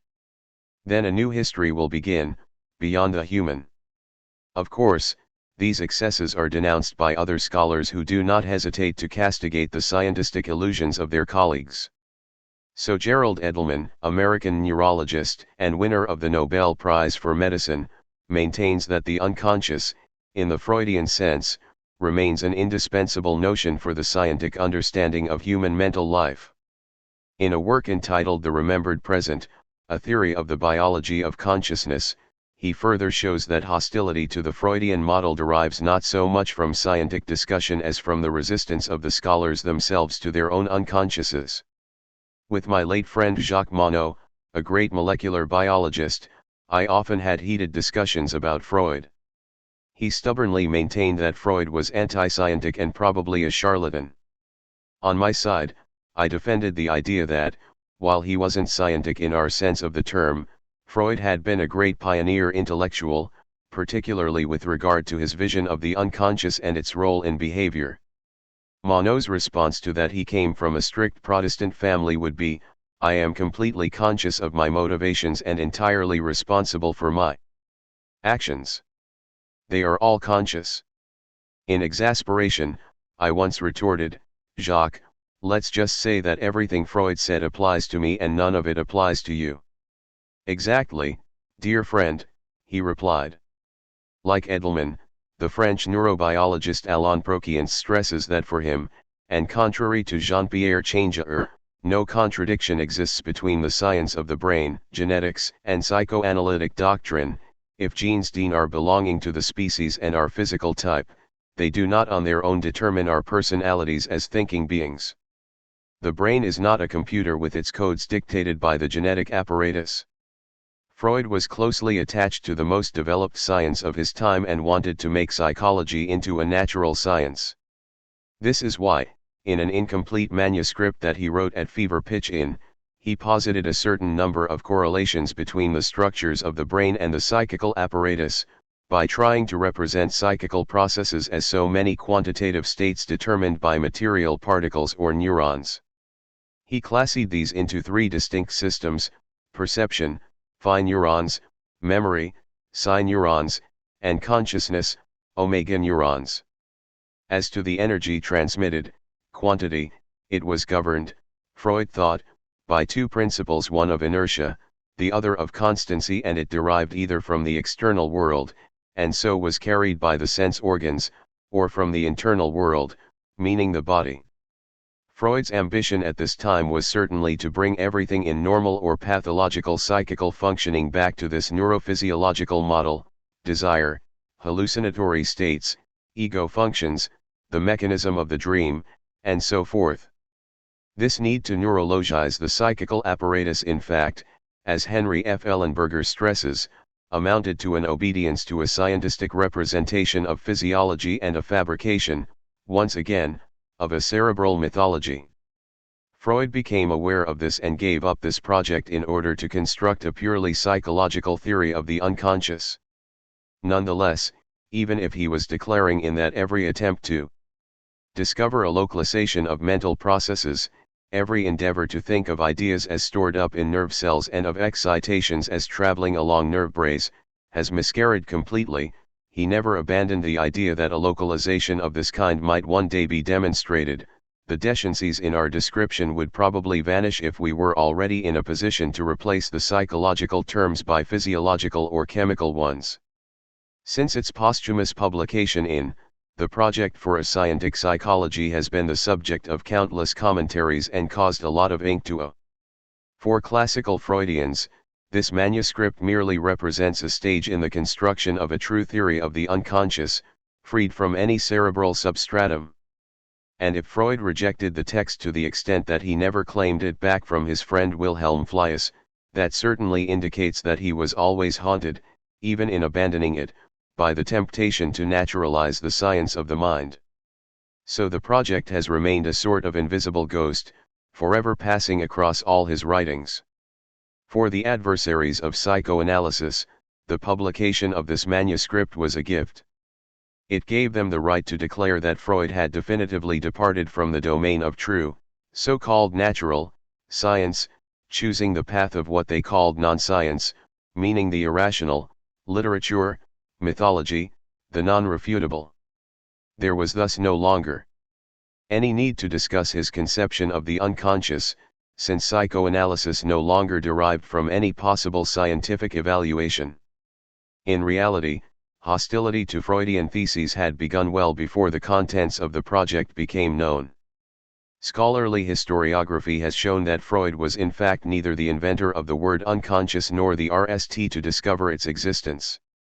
As far back as classical times, questions were already being asked about the idea of a psychical activity involving something other than consciousness. Descartes, however, was the RST to posit the principle of a dualism of body and mind. That led him to make the cogito the seat of reason, as opposed to the universe of unreason. Unconscious thought was thereby domesticated, to be either annexed to reason or rejected into madness. Early dynamic psychiatry was based on the idea that consciousness was threatened by forces that were unknown, dangerous, and destructive, localized in a metapsychical, or subliminal, unconscious that could be reached through spiritual methods, meaning via the words of a medium capable of communicating with the dead by making tables go round. It was within this framework, explored by the treatments based on magnetism, that the unconscious then came to be regarded not as an occult force come from the beyond but as a dissociation of consciousness. At this time it was described in terms of subconscious, superconscious, or automatism, mental or psychological, attainable through hypnosis, Charcot, or by suggestion, Hippolyte Bernheim, meaning through sleep or personal ignorance. Adopted at the end of the 19th century by most schools of psychology, as well as by psychotherapists, this unconscious accounted rationally for all the phenomena of double consciousness, somnambulism, and multiple personalities. This is how there came to be a project of observing, describing, or caring for disturbances of identity manifested by the coexistence in a single subject of a number of personalities, separated from one another and able to get him or her to live multiple lives. In the same period, the different theories of heredity, borrowed from Darwinism and evolutionism, gave birth to a conception of the unconscious adapted to the principles of racial psychology. This hereditary unconscious, collective and individual, was thought to be molded from traces or stigmata that determined a subject's membership of a race, an ethnic group, an archetype, or even a pathology thought of in terms of degeneration. This conception can be found in numerous areas of knowledge at the end of the 19th century, from the sexological theories of Richard von Krafft-Ebing, who treated the sexual perversions as defects, to Cesare Lombroso's theses on the born criminal, or those of Gustave Le Bon, which assimilate crowds to damaging, hysterical masses, or again those of Georges Vacher de la Poge, advocating the necessity of eugenics. The emergence of this theory of a hereditary unconscious was perfectly described by Michel Foucault in The Will to Knowledge. Coming at the same time as the end of the belief in social privilege, it cultivates the bourgeois ideal of good race and depends on anti-Semitism, anti-egalitarianism, and hatred of crowds and people on the margins, proposing a new representation of the relationship between the social body, the individual body, and the mental, conceived of as organic entities and described in terms of norm and pathology. This conception leads to two antagonistic ideas. One takes degeneration literally and proclaims the loss of a humanity engulfed by its instincts. It results in eugenicism and genocide. Against the radical evil, the remedy has to be even more radical: on one side, selection so as to preserve the good race, on the other, extermination to make the bad one disappear. The second route is that of a belief in good health, through the cure of one person by another. This method therefore proposes to GHT the defects prophylactically, psychologically, pedagogically. In short, it sets the human sciences to work on the re-education of souls and bodies. Against the idea of fall and decadence, it develops that of human redemption through science, knowledge, self-analysis, and introspection. Corresponding to this hereditary unconscious is a cerebral unconscious derived from the physiology of rexes. The notion comes from the description proposed by neurophysiologists of spinal then cerebrospinal activity, inducing cerebral changes in humans independently of consciousness and will. This conception of the unconscious, organized around the central function of memory, occurs extensively in the project, as well as in the works of Theodule Ribot and Henry Bergson. It is based on the idea that the brain can act as a support for a disqualification of the classical function of consciousness. From Schelling to Nietzsche to Schopenhauer, German philosophy in the 19th century also worked to forge its own conception of the unconscious. In stressing the nocturnal side of the soul, it caused the emergence of the modern idea that consciousness is in some sense determined by another place of the psyche, its deep and shadowy side. All the work in physiology and experimental psychology that would inspire Freud, from Herbart to Wundt via Helmholtz and Fechner, unfolded out of this philosophical conception of the unconscious, strongly tinted with romanticism. Freud brings about the synthesis of these different conceptions of the unconscious, but in doing this he invents a new one. For him, the unconscious is no longer either an automatic function, or a subconscious, or a cerebral mythology articulated onto a neurophysiological model. It is a place detached from consciousness, peopled with images and passions, shot through with discordances. In fact, the Freudian unconscious is a psychical, dynamic, and affective unconscious, organized through a number of functions: the ego, the ID, and the superego. Beyond this definition, the great Freudian innovation consists in a break with the idea of man as perpetually alienated. In this sense, Freud marks his distance as much from the alienation theory of Pinel as from the heirs of Mesmer. For while the Freudian subject can no longer be assimilated to the senseless animal so much feared by Couthon, nor is he that stranger to himself or herself deemed by Pinel, whose soul must be tended through a moral treatment. The Freudian subject is a free subject, endowed with reason, but a reason that vacillates inside itself. It is from her speech and actions, and not from her alienated consciousness, that the future possibility of her own cure will be able to emerge. This subject is not the automaton of the psychologists, nor the cerebrospinal individual of the physiologists, nor the somnambulist of the hypnotists, nor the ethical animal of the theorists of race and heredity. He or she is a speaking being, capable of analyzing the meaning of dreams rather than regarding them as the trace of a genetic memory. Of course, the subject is limited by physical, chemical, or biological determinations, but also by an unconscious conceived in terms of universality and singularity. Freud was able to grant the unconscious a capacity for remembering and repression at the very moment when neurophysiology was throwing away the bases of a materialism of the body, making concrete the death of representations of the soul centered around the gore of God. Borne along by this kind of idea of the unconscious, psychoanalysis in the 20th century was able to become the emblem of all the contemporary forms of exploration of subjectivity. Whence its impact on the other sciences, whence its permanent dialogue with religion and philosophy. It is because Freud put subjectivity at the heart of his structure that he came to conceptualize an unconscious determination, obliging the subject no longer to regard himself as master of the world but as a consciousness of self external to the spiral of mechanical causalities. In this sense, Freudian theory is certainly the heir of Romanticism and a philosophy of critical liberty stemming from Kant and the Enlightenment philosophers. For it is the only one, and in this it also differs from all those that come from unconscious, cerebral, physiology, from unconscious, hereditary, biology, and from psychology, of the mind acting automatically, to install the primacy of a subject inhabited by the consciousness of his own unconscious, or again by the consciousness of his own dispossession. In other words, the Freudian subject is possible only because it can think the existence of its unconscious, its particular unconscious. In the same way, the subject is only free because it agrees to take up the challenge of this constraining liberty and reconstructs its meaning. Thus psychoanalysis is the only late 19th century psychological doctrine to have made a link between a philosophy of liberty and a theory of the psyche. It is in some sense an advance of civilization against barbarity. And this is why it was so successful for a century in countries marked by Western culture, in Europe, in the United States, in Latin America.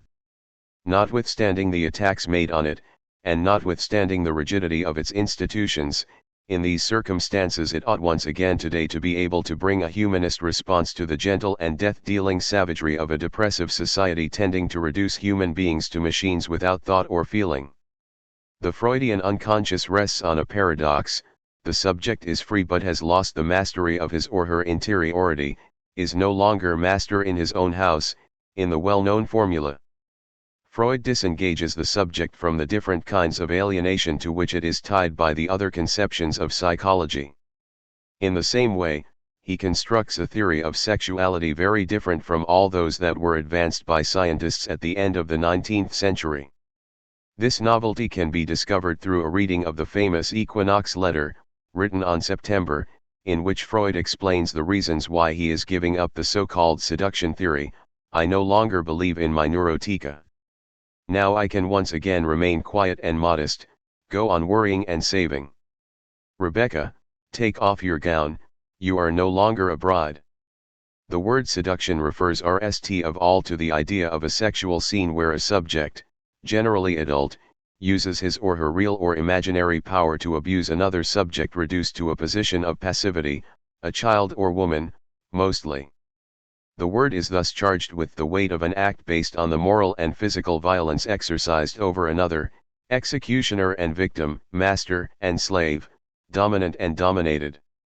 And when, from 2, Freud elaborates the famous theory that the origin of neurosis is in real sexual abuse, he, the Equinox letter, does indeed start off from the hypothesis of a traumatic alienation through having been forced. The theory depends as much on a social reality as on clinical evidence. In families, sometimes even in the street, children are often victims of offensive behavior on the part of adults. The memory of such brutalities is so unpleasant that everyone prefers to forget them, not to see them, or to repress them.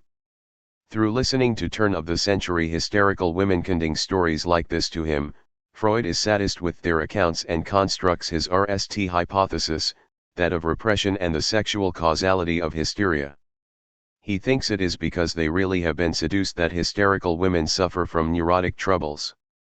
And so he starts having doubts about fathers in general, Jacob Freud in particular, but also himself. Hadn't he experienced culpable desires in relation to his daughter Matilda? It is through his contact with Wilhelm Fliess that Freud gradually abandons his seduction theory. He knows that not all fathers are rapists, but at the same time he allows that hysterics are not lying when they say they are victims of seduction attempts. How can these two contradictory truths be explained? Freud sets about it by taking a distance from the obvious. He perceives two things: RST, that often the women invent the attacks in question, without lying or simulation, and, second, that when the event did indeed take place, it still does not explain the hatching of the neurosis. Freud therefore substitutes the theory of fantasy for that of seduction and by the same token resolves the enigma of sexual causes. They are phantasmatic, even when there is a real trauma, since the reality of fantasy is of a different nature from material reality. The Equinox letter. The abandonment of the notion of trauma as the sole type of cause goes together with the adoption of a psychical unconscious. In fact, the Freudian theory of sexuality assumes the prior existence of instinctual and phantasmatic sexual activity.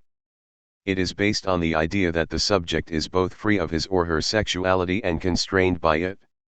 And above all, it rejects the illusory project of getting rid of it, as if it were a question of a wrongdoing or the effect of a trauma. Armed with these theories, Freud would always show himself to be erst toward those, like Carl Gustav Jung, who abandoned the sexual theory for the black tide of mud. Of occultism, I am not expecting an immediate successor, he wrote to Ernest Jones, but a perpetual battle. Anyone who promises humanity that he will liberate it from the trials of sex will be welcomed as a hero. He will be allowed to speak whatever nonsense he spouts.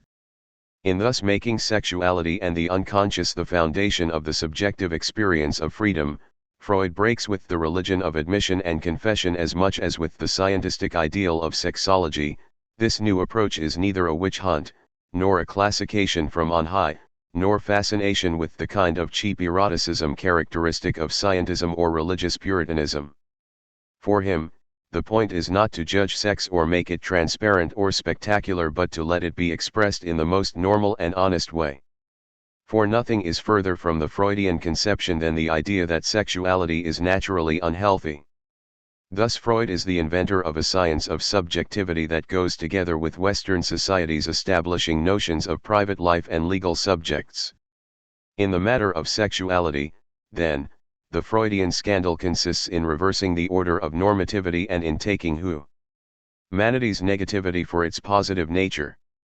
The scandal, writes Michel Foucault, is not in the fact that love should be naturally or originally sexual, which had been said before Freud, but in that through psychoanalysis, love, social relations, and the forms of belonging between people, appear as the negative element of sexuality, inasmuch as sexuality is humanity's natural positivity.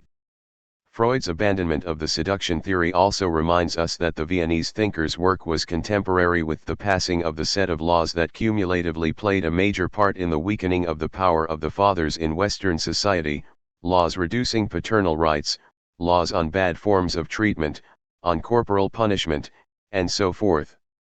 In other words, Freud could only invent his theory in a world marked by the dislocation of traditional modes of familial organization. For as long as the father was vested with the law of an unlimited capacity enabling him to exercise a tyrannical power over the bodies of women and children, by repressing adultery on one side and masturbation on the other, no theorization of sexuality in terms of fantasy, memories, or connect was possible.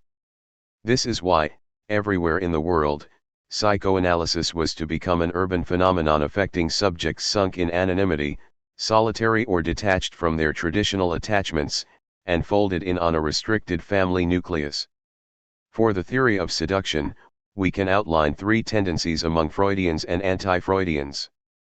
The RST, that of Freudian orthodoxy, is not interested in real seductions but overvalues fantasy.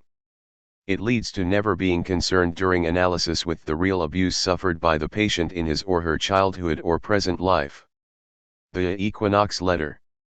The second, represented at one extreme by the supporters of libertarian sexology and at the other by the Puritans, tends to deny the existence of fantasy and take every form of psychical disturbance back to an actually lived trauma. For the libertarians, the actual practice of sex is an imperative, it is necessary for psychical health to nourish. As a result, abuse is a pedagogy of pleasure. For the Puritans, on the contrary, all sexuality is reduced to an act of abuse. As for the third tendency, the only one to conform to psychoanalytic thought and to straightforward good sense, it consists of accepting the existence of both fantasy and trauma linked to sexual abuse. Clinically, a psychoanalyst thus has to be capable of telling the difference between the two orders of reality, often interlocked, and of understanding that psychical violence or emotional torture can be experienced as being as terrible as sexual abuse. In other words, denying fantasy risks provoking in a subject an injury as mutilating as the denial of a real act of abuse. To go further, if one remains dependent on the seduction theory, one risks thinking that a trauma is in itself responsible for a denative destruction of the one who has undergone it. In this sense, the cult of victimhood is the equivalent of biological determinism, letting it be understood that children who have been maltreated by the people around them or assaulted in extreme circumstances, war, terrorism, etc., are bound to become delinquents or complain perpetually of an injury that cannot be healed. It was against this tenacious prejudice that Freud protested when he gave up his theory. Nothing is ever played out in advance, the misfortune is not inscribed in the genes or the neurons. All subjects have a history of their own that makes them react differently from someone else in identical situations. Consequently, a real trauma is not in itself more murderous than serious psychical suffering. Psychoanalysis linked a non-genital theory of sexuality to a non-cerebral conception of the unconscious and made a distinction between trauma and fantasy so as to conceptualize them in their difference. That is why it was considered a form of pansexualism throughout the RST half of the 20th century. Its opponents feared its possible impact on the social body and accused it of introducing moral disorder into the family. In Latin countries, psychoanalysis was treated as a barbaric science born of Teutonic decadence, and in Nordic countries it was regarded as the sign of a Latin degeneration, but in Puritan countries, and particularly in Canada and the United States, it was designated as a satanic doctrine. To put this another way, the anti-sexual hatred aroused by psychoanalysis was both a symptom of its growing success and a sign of the sexual and psychical emancipation of which it was the promise. To this accusation of pansexualism, some added that of pansymbolism.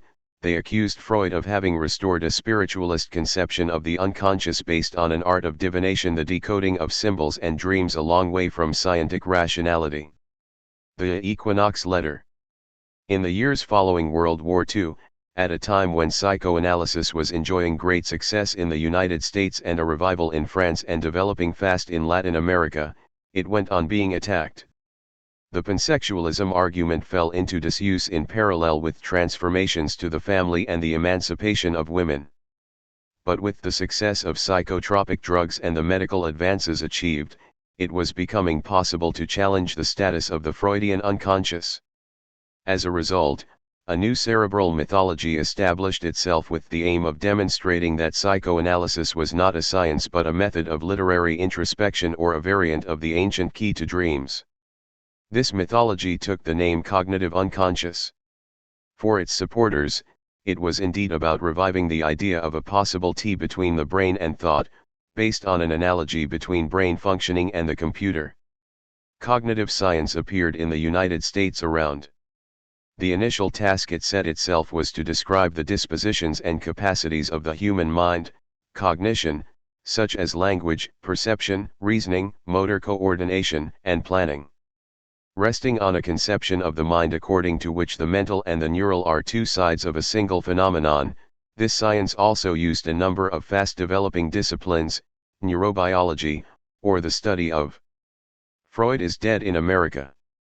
Chemical mediators explaining human behavior down to the most basic element of the human organism, namely the gene; neurophysiology, which was interested in the functional significance of the properties of the brain; artificial intelligence, which studied reasoning by taking the computer as the model of brain functioning; and neuropsychology, or the description of pathological phenomena linked to the functioning of cognition.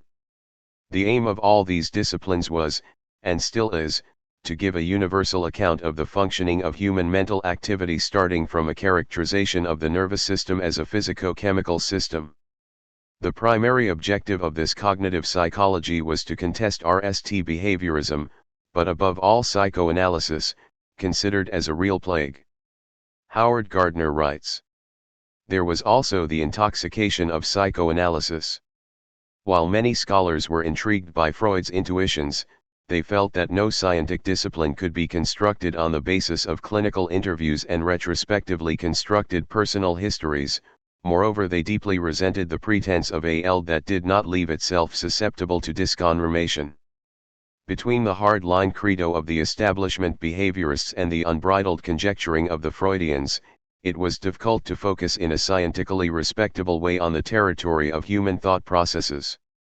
In fact, there is an important difference between cognitive psychology, which wants to be scientific, claiming that not only the production of thought, but also conscious and unconscious psychical organization, are dependent on the brain, and the scientific disciplines, or neurosciences, that it is based on.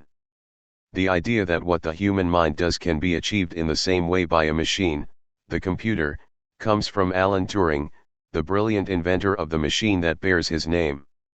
Yet, as we have seen, a good many neurobiologists refuse this aberrant hypothesis, which is nonetheless the very essence of the new cerebral mythology of the cognitivists. One day, writes Gerald Edelman, the most visible practitioners of cognitive psychology and the most arrogant empirical neurobiologists will now understand that they have unwittingly been the victims of an intellectual con-trick. Here are a few examples, out of hundreds, of so-called scientific analyses put forward by the supporters of cognitivism. In a lecture that partly restates the thesis of his book, the American anthropologist Lawrence Hirschfeld tries to resolve a supposed enigma, Through what cognitive processes do American children of white race nowadays internalize what is known as the one drop of blood rule, when the notion of race has been banished since from all the natural sciences, human sciences, and social sciences? Universally shared, this rule correlates the imaginary notion of race with the manifestation of a pure biological difference, skin color. It thus perpetuates the belief according to which race is a stigma inscribed on the body in the form of a cutaneous variation. As a result, black blood present in a white child born of a mixed marriage would automatically make him or her the bearer of the invisible trace of a blackness that he could then transmit to his offspring by engendering children of black race. Hirschfeld distinguishes between two interpretations of the famous rule. The RST is categorical and depends on a racial and therefore racist conception of humanity, the SEC. And is biological and relies on the scientific idea that the human species is not made up of races but of human groups that are physically different from one another, blacks, whites, Asiatics, etc. Armed with this interpretation and a battery of tests, Hirschfeld then divides his interlocutors, white and American, into three groups: 7-year-old children, 11-year-old children, and adults. He gives each group two images, one showing uniracial couples and the other interracial couples, consisting of either a black man and a white woman or a white man and a black woman. When asked about the offspring of these couples, all the interlocutors, whatever their age, reply that the children born of the uniracial couples will necessarily belong to the same race as their parents and have the same physical characteristics as each of them. In contrast, the questionnaire on the interracial couples produces divergent responses. The majority of the 7-year-olds are unable to give an opinion about physical resemblances, though they do declare that the child of a mixed couple will necessarily belong to the same race as its mother. But the 11-year-olds expect this same child to bear a physical resemblance to its black parent, father or mother, without however belonging to any particular race. As for the adults, they think that any child born to an interracial couple will be racially black, even if it resembles its white parent. Hirschfeld's conclusion from this experiment is that the adoption of the categorical, racist, version of the rule of the drop of blood depends on a distinctive process that occurs spontaneously as the child grows up and becomes an adult.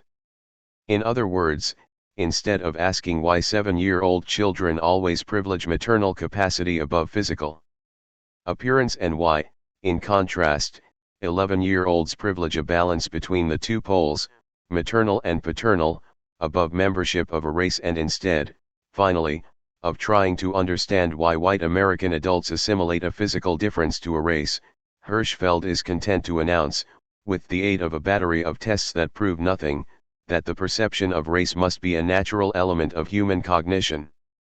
As a result, the racist attitude must be an immovable and universal structure on which individuals' political and cultural choices are dependent.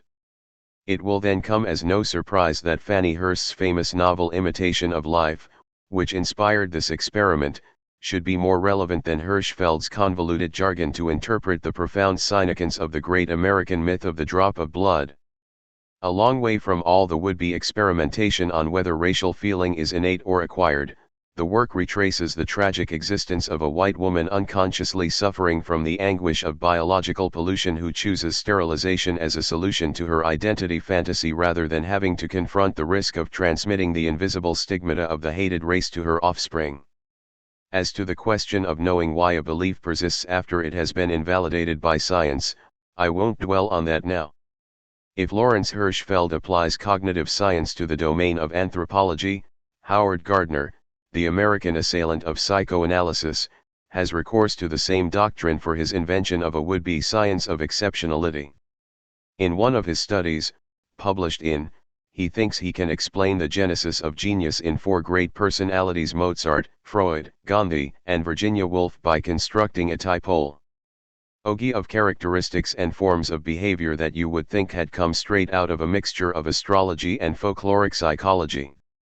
So we have Mozart as the prototype of the master because, thanks to his mental faculties, he knew how to acquire perfect mastery of the genres of his time; Freud as the model builder, or MB, because, through his parents' love, he had the benefit of comfortable working conditions, and Gandhi as the very type of the charismatic because he knew how to influence those who resisted fascism and convert them to his ideas.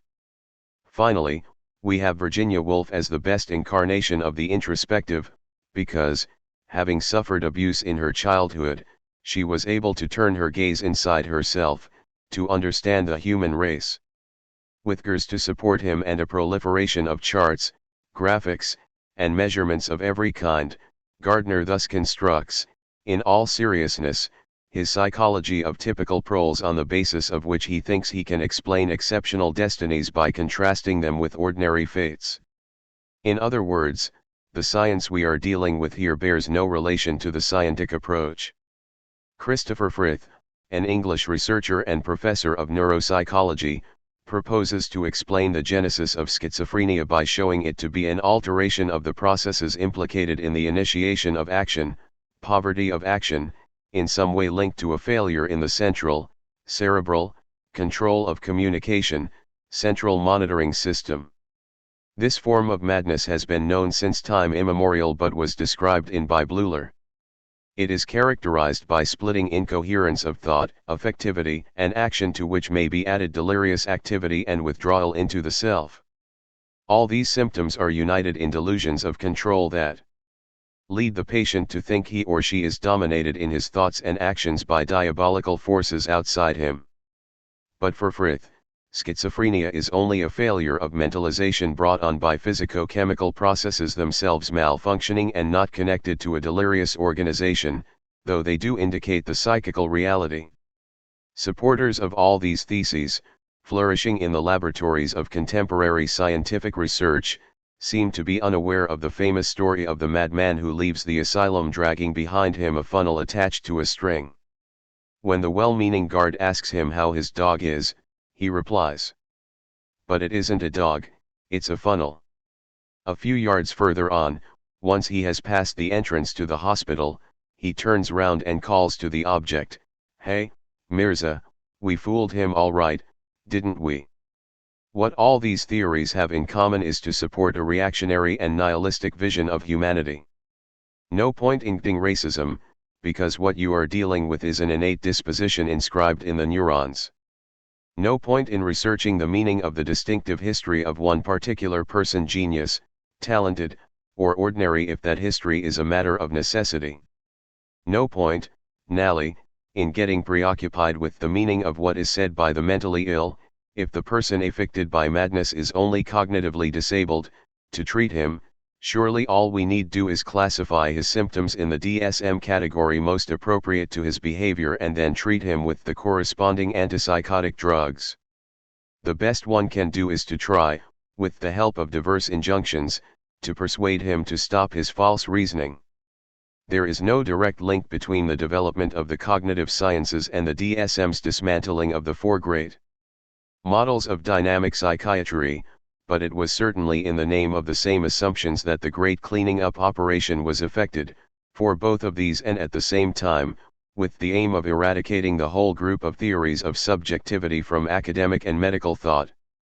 And among these theories, the one most targeted was obviously psychoanalysis, inasmuch as the Freudian conception of the unconscious was fundamentally incompatible with the new mythology of the brain. In this context, there is an important difference between the situation of psychoanalysis in the United States and in France. While it was possible to save psychoanalysis from Nazism through the large-scale emigration of European Freudians to the North American continent between and, the price was a radical transformation of its ideals, its practice, and its theory. From the beginning of the century, it was welcomed as a theology of individual foolement, a healthy soul in a healthy body. The extremely pragmatic American therapists enthusiastically seized hold of Freudian ideas.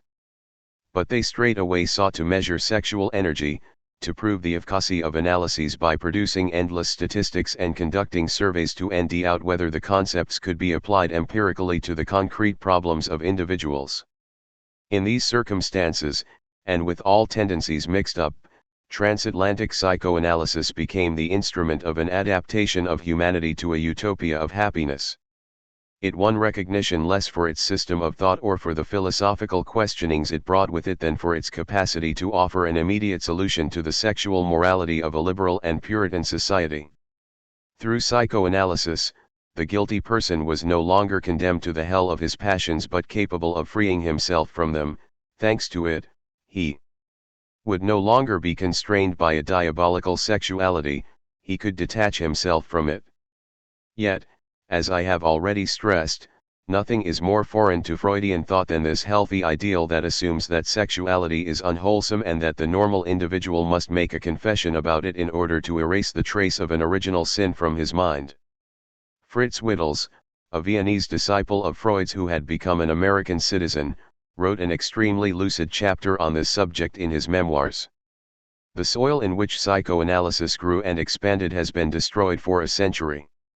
Its future depends entirely on America, which means that either there will be no psychoanalysis in the future, or it will have to thrive in America.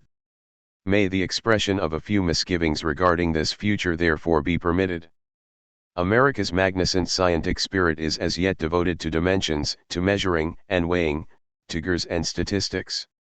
Americans can understand the highest buildings as such, the longest aqueducts, the deepest chasms. They wish to have the costliest paintings in the biggest museums or in the mansions of the richest men. They are less qualified for a scientific approach to the irrational world of the soul, which they either reject as not scientific, or accept in the form of pseudo-scientific, typically American doctrines like Christian Science, Bookmanism or, further west, as evangelical doctrine from the lips of white-robed priestesses. After having been used for about 30 years as cement for the elaboration of psychiatric nosology, psychoanalysis was nally rejected. Didn't psychotropic drugs and the other explanatory models of the mind, based on DSM-4 or on new mythologies of the brain, offer faster therapeutic solutions to those well-known disorders that imprison the subject in a behavioral symptomatology? In this way, as the historian Nathan Hale brings out very well, the advocates of American anti-Freudianism of the SNS went back to using against psychoanalysis the same methods that Freudian enthusiasts had employed at the start of the century. They, too, proposed evaluations, proofs, efficiency surveys, in short, a whole experimentalist arsenal unsuitable for taking account of the reality of psychoanalytic theory and practice. Freud was aware of these drifts and expressed his hostility many times in the form of a fairly basic anti-Americanism. In one letter to Wittels, he insisted, "These primitives have little interest in science which is not directly convertible into practice. The worst of the American way is their so-called broad-mindedness through which they even feel themselves to be superior to us narrow-minded Europeans." And in another, "Sure, the American and psychoanalysis are often so ill-adapted for one another that one is reminded of Grab's parable, as though a raven were to put on a white shirt." The most representative attitude in today's scientific crusade is that of Adolf Grunbaum. A well-known physicist, a philosopher, and then a professor of psychiatry, he became a specialist in anti-Freudianism around. In his book The Foundations of Psychoanalysis, which caused a huge stir in the United States, he picked up again the classical argument of advocates of the brain mythology, reproaching Freud for having abandoned his project and given up on making psychoanalysis a natural science. To bolster his argument, Grunbaum attacked the theses of three philosophers who, so he said, had completely misunderstood the Freudian approach: Karl Popper, Paul Ricoeur, and Jürgen Habermas. He objected to Popper's claim that psychoanalysis was irrefutable in relation to science since it could never be subjected to tests of refutability in the same way as the other natural sciences. He criticized what he saw as Ricoeur's mistaken attitude toward Freud. For Ricoeur, Freud had wanted to make psychoanalysis into a science but had not understood that it would always remain a hermeneutics of the depths associated with a method of reflection about oneself. Last, Grunbaum accused Habermas of having transformed psychoanalysis into a hermeneutics cut off from any experimental anchoring. In short, Grunbaum was extremely angry with the philosophical discourse. Popper, Ricoeur, Habermas, that had been concerned either to criticize the ambivalences of Freudian scientism or to valorize a model that excluded the subject from the domain of science. As I have already stressed, Freud was always tempted, even though he gave this up to make psychoanalysis a natural science, in accordance with which the unconscious would be purely a product of brain functioning. The fact that he abandoned this project, even as he continued to dream about it, obviously does not mean that he refused to make psychoanalysis a scientific discipline. And indeed it is precisely for this reason that he adopted a critical attitude toward the mythologies of the brain that was much more scientific than that of the scientists. Against this philosophical discourse, Grunbaum thus claimed that the Freudian dream had to be taken literally. But the substance of what he was saying was that since Freud had had the nerve to abandon true science before even constructing his system of thought, then the whole lot of his concepts should be left behind on the grounds of non-scientificity. There followed a set-piece demolition of all the hypotheses of psychoanalysis. Its clinical method is a fraud, reproducing a placebo effect. Its metaphysical construction betrays a vast program of interpretive totalitarianism based on attributing an arbitrary meaning to actions or thoughts. Last, the quarrels among its different branches are just the expression of denominational fanaticisms with no intellectual validity. And Grunbaum was as angry with Freud as with his successors, Winnicott and Kohut, accused, like their master, of being pseudo-scholars. In fact, the physicist was making tendentious use of the surveys evaluating psychoanalysis that had been conducted in the United States from. These surveys, as we have seen, do not make it possible to decide the question of whether psychoanalysis is superior to the other forms of psychotherapy. But they do offer proof that psychical forms of treatment, taking all tendencies together, are extremely effective, successful. As a result, they constitute the proof that Grunbaum's fanatical anti-Freudianism is in no way scientific.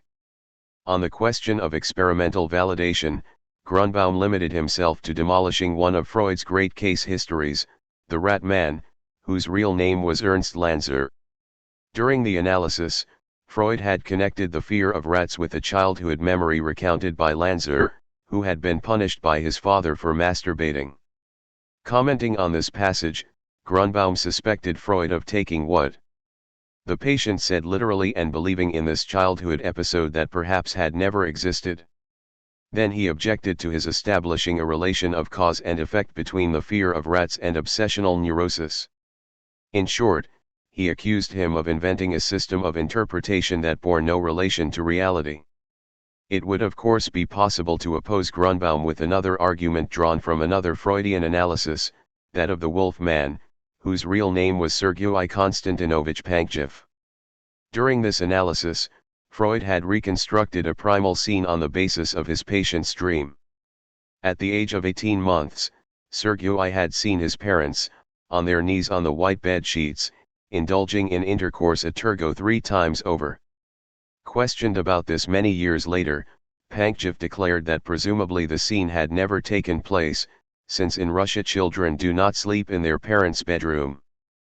But he added straight away that the primal scene reconstructed by Freud had taken on an immense truth value for him. Finally, he stressed that psychoanalysis had been the only and the RST treatment, after many spells of hospitalization, to relieve him from his distress and give a meaning to his existence. If this example shows that Freud can on occasion construct an imaginary scene so as to enable the patient to accede to his own history, another example attests that he did once imagine a scene that had really happened. From the start of her analysis, Marie Bonaparte recounts to Freud a dream in which she sees herself, in her cradle, in the presence of scenes of intercourse. By way of interpretation, Freud declares in a peremptory tone that she not only heard these scenes, like most children who sleep in their parents' bedroom, but that she saw them in broad daylight. Being a very different kind of character from Sergei Pankejeff, Marie Bonaparte rejects the statement, protesting that she never had a mother. Freud stands his ground, countering this with the presence of the nurse. Anxious for experimental proofs, the princess then decides to interrogate her father's half-brother, who had looked after the horses at the house they had lived in during her childhood. By speaking about the elevated scientific scope of psychoanalysis in front of him, she gets him to admit his long-ago liaison with the nurse. And the old man tells how once upon a time he had made love in broad daylight in front of Marie's cradle. So she had indeed witnessed scenes of fellatio, intercourse, and cunnilingus. These clinical histories are a good indication of the disjunction Freud brings about between knowledge and truth. Like Socrates, he actualizes the idea that it is in dialogue that the subject discovers what was repressed, the primal scene, inasmuch as it is at the origin of his existence and of the difference of the sexes. So it hardly matters whether or not the scene was invented, since it articulates the truth of an original structure that sets each person face to face with his destiny and with the tragedy of his desire. Let us go further. This scene draws its signifying force from being constructed. Now it is precisely this disjunction, variable as it is in the accounts of analyses and in patients' testimonies, that is inadmissible for the supporters of scientism, who always make the intellect coincide with the thing and knowledge with the truth. For the same reasons, moreover, they conceive of human behavior as a pattern and the brain as a producer of cogito. In doing this, they are committing a scientific error. They are in fact taking experimentation to be the only proof of a subjective truth, without ever perceiving the difference between the natural sciences and the human sciences. It is obvious that biologists or physicists don't have to get the gene, the atom, or the molecule to intervene in their work. Yet supporters of scientists and the mythologies of the brain act as if brain physiology could be interrogated like a subject capable of speaking the truth of an existential lived experience. To understand the impasse that an approach like this leads to, it is sufficient to quote the testimony of Corinne Hamann, a French psychiatrist and psychoanalyst. A patient came to see me in a state of depression that had been going on for a very long time. A whole load of GPS had treated her. I had an interview with her, and I gave her antidepressants. It takes VE or 6 days for this medication to have an effect. But the very next day, her husband phoned me to say she was feeling much better. She had been listened to in a way she never had been before. She was able to leave behind something of her depression and ask herself questions about herself that she never had. The end point of Grunbaum's fundamentalism was the liquidation of every form of argumentation not based on the statement of a fact. And this is why at the end of his book the author devoted himself to dubious speculation about the question of seduction. To grasp its significance, it is essential to understand the issues in the Freudian problematic of sexuality. We have seen that the condition of emergence of a Freudian theory of subjective liberty rested as much on abandoning various mythologies of the brain elaborated at the end of the 19th century as on giving up an explanation of psychical causality purely in terms of trauma. Whence the event of and the famous Equinox letter, Freud's abandonment of the theory of seduction. Now, at the moment when, in the United States, the scientific slide of the S was leading to the breakdown of the Freudian model of the unconscious, another form of madness, this one puritanical, was attacking another major conception of the Freudian system, the theory of fantasy. In Kurt Eisler, curator of the Sigmund Freud Archives, SFA, and Anna Freud decided to entrust the complete publication of Freud's letters to Flies to an American academic who had been duly trained in the inner circle of the International Psychoanalytic Association, IPA. Jeffrey Musayev Masson got to know the archives by interpreting them in a crude way, with the idea that they were hiding a hidden truth, a shameful secret. This was how he came to assert, without any kind of proof, that Freud had given up the seduction theory out of cowardice. Not daring to reveal to the world the atrocities committed by all adults on all children, Freud invented the notion of fantasy to mask the traumatic reality of sexual abuse at the origin of neuroses. So he was quite simply a forger. Masson published a book on this subject, The Assault on Truth, which was one of the biggest American psychoanalytic bestsellers of the second half of the century. Against the orthodoxies of the theory of fantasy, the work served to reinforce the theses of revisionist historiography. The point was to show that the Freudian lie had perverted the United States by allying itself with a power based on oppression, colonization of women by men, of children by adults, and of natural vivacity by concepts, and so on. Although it had been strongly criticized by the majority of feminist movements, the thesis of traumatic seduction again appeared as the only solution to the enigma of a sexuality that had once more become brutal and detestable. Like Masson, the famous lawyer Catherine MacKinnon took up the idea of the Freudian lie. She was a specialist in sexual harassment trials, while seeking to establish the principle that all women, in childhood or in their adult lives, had been victims of acts of abuse on the part of men. She even proposed to utilize various procedures: inquisitorial investigations, persuasion, hypnosis, psychopharmacology, and others in order to rediscover the traces of a repressed seduction in subjects' unconscious minds. Whence the claim that sexuality is in itself and always an assault on women's bodies. Judith Herman published a book revising the history of hysteria in line with the revalorization of trauma. The RST stage, according to the author, was when hysteria emerged in the discourse of Charcot as an echo of French republicanism. It was then emancipated with the collapse of the cult of war and the deployment of pacifism, before Nally, in the context of the feminist movement, revealing itself as nothing but traumatic sexual violence. The abandonment of the theory of fantasy for a return to the seduction theory went together with the revalorization of an unconscious thought in terms of dissociation and mental automatism. As a result, there was a considerable increase in multiple personality syndrome in the United States, as DSM-3 and DSM-4 adopted a terminology from which Freud and Bleuler's nosology had disappeared.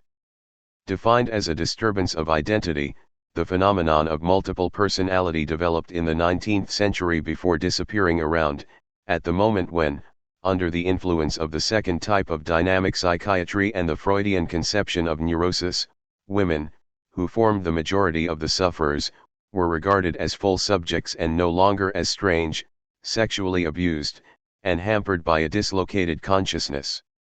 Henry F. Ellenberger gives a remarkable description of the syndrome, which gave rise to numerous literary narratives. Clinically, it manifested itself in the coexistence in a subject of one or a number of personalities separated from each other, each of them able to take control in its turn. The notion seemed like a curiosity from another age. Only a dozen or so cases had been recorded since. Yet the number of patients having this syndrome since is estimated at 6,000. It was thought that 1 in 20 people were suffering from the disturbance, to the point that there were clinics in all North American cities that specialized in the treatment of the new epidemic. This phenomenal increase certainly proves the regression in nosology brought about by the various revisions of the DSM. It is because they no longer came under a meaningful classification that women patients with hysterical disturbances or psychoses then received a diagnosis of multiple personality. The syndrome does indeed wreak a model of society in which the woman is assimilated to a sexually abused victim suffering from despair about her identity. In the wake of the Masson affair, the U.S. revisionist current set about dismantling Freudian doctrine, and Freud himself, once again become a diabolical scientist guilty of indulging in abusive relationships within his own family. As early as Peter Swales was claiming without a shred of proof, of course, that Freud had had a sexual relationship with his sister-in-law Minna Bernays, and even that he had got her pregnant and forced her to have an abortion. Revisionist historiography, which made its appearance had initially been very creative. Researchers taking their lead from it, thinking of themselves as the heirs of the great historian Henry F. Ellenberger, had produced some remarkable work. This was particularly true of Frank Soloway, author of a monumental work on the biological origins of Freudian thought. These historians justably challenged the canons of official history, inherited from Ernest Jones and above all from Kurt Eisler. After World War II, the principal organizer of the SFA deposited in the Library of Congress in Washington, D.C. But after a few years of heated ding against Freudian orthodoxy, the revisionist current became so anti-Freudian that it gave up scholarly studies to launch itself fanatically into the war of ideas. In the context, the hypotheses of some revisionists were an absolute godsend for the supporters of scientism, who, however, did not share them. What they did was to reinforce the idea that a trauma, meaning a trace that was visible and thus assumed to be inscribed in the memory, could explain subjective disorders. Whence the potential link-up between a clinical practice seeking to explore the human brain to ND the origin of a pathology and a coercive psychology sometimes based on hypnosis, sometimes on psychopharmacology, and making it possible to replace psychoanalysis with the technology of confession or a behaviorist type of symptomatological evaluation. Two case histories, from millions of others, testify to the scale of the manic quest for sexual abuse and multiple personality at the moment when, with the fall of communism and the absence of any counterpower, U.S. society seemed to have delivered itself body and soul to the triple grasp of scientism, liberalism, and the demonization of sex. The RST is that of a 19-year-old student who had a connected relationship with her father and whose existence became agonizing at the end of showing symptoms of depression and bulimia, including a hatred of bananas, fromage fraise, and mayonnaise. She decided, with her parents' agreement, to undertake a treatment in a medical center catering to the well-off. She was taken in hand by a psychologist responsible for relations with the family and a psychiatrist and was immediately put in the category of sexually abused women. This diagnosis was put forward by the psychiatrist on the basis of a hypothesis that in % of cases bulimia is a symptom of sexual abuse that took place in childhood or adolescence. Yet this hypothesis is entirely wrong. All the studies on bulimia demonstrate that, as one symptom among others, its origin, depending on its seriousness, may be psychical, hormonal, or genetic. And it appears in many types of situations in patients who are depressive, hysterical, perverse, hypochondriac, schizophrenic, and so on, and in no case implies, as such, the existence of sexual abuse. After the treatment had gone on for some time, the young woman brought up vague memories of being touched by her father, without being more specific. Obsessed with the idea of detecting a tangible proof of sexual abuse, the psychiatrist then decided to administer a truth drug, sodium amytal, to his patient, in order to get the repressed memories to emerge. Under the effect of the drug, the young woman recounted extravagant scenes. In her childhood, her father used to rape her and force her to perform fellatio on him and on the family dog. Carried away by their interpretive delirium, the two therapists then declared that these recovered memories explain the patient's aversion to fromage fraise, bananas, and mayonnaise. The refusal of these three delicacies was clearly, they said, the manifest symptom of sexual abuse. Urged by her therapists, the young woman told the truth to her mother. The mother got a divorce and custody of the children, whereas the father, overcome by these revelations and by the gossip that was calling him a pedophile, lost his job. The case ended up in the courts. The father lodged a complaint against the therapists, and his lawyers, paid a fortune, called on experts specializing in the hunt for manipulators of false memory known to have destroyed the lives of well over 10,000 American families. Between reports and counter-reports from experts, the jury was persuaded, by 10 votes to 2, that this man had never had sexual relations with his daughter. Supported by her mother, the daughter, however, reaffirmed what she had said. The court meanwhile sentenced the psychiatrist and the psychologist to a severe NE for grave negligence occurring without harmful intent. Without harmful intent, we see here how sorcerers' apprentices, with endless qualifications and haunted by the madness of experimentation and sexual abuse, thought they were authorized to enter by force and penetrate into another person's unconscious.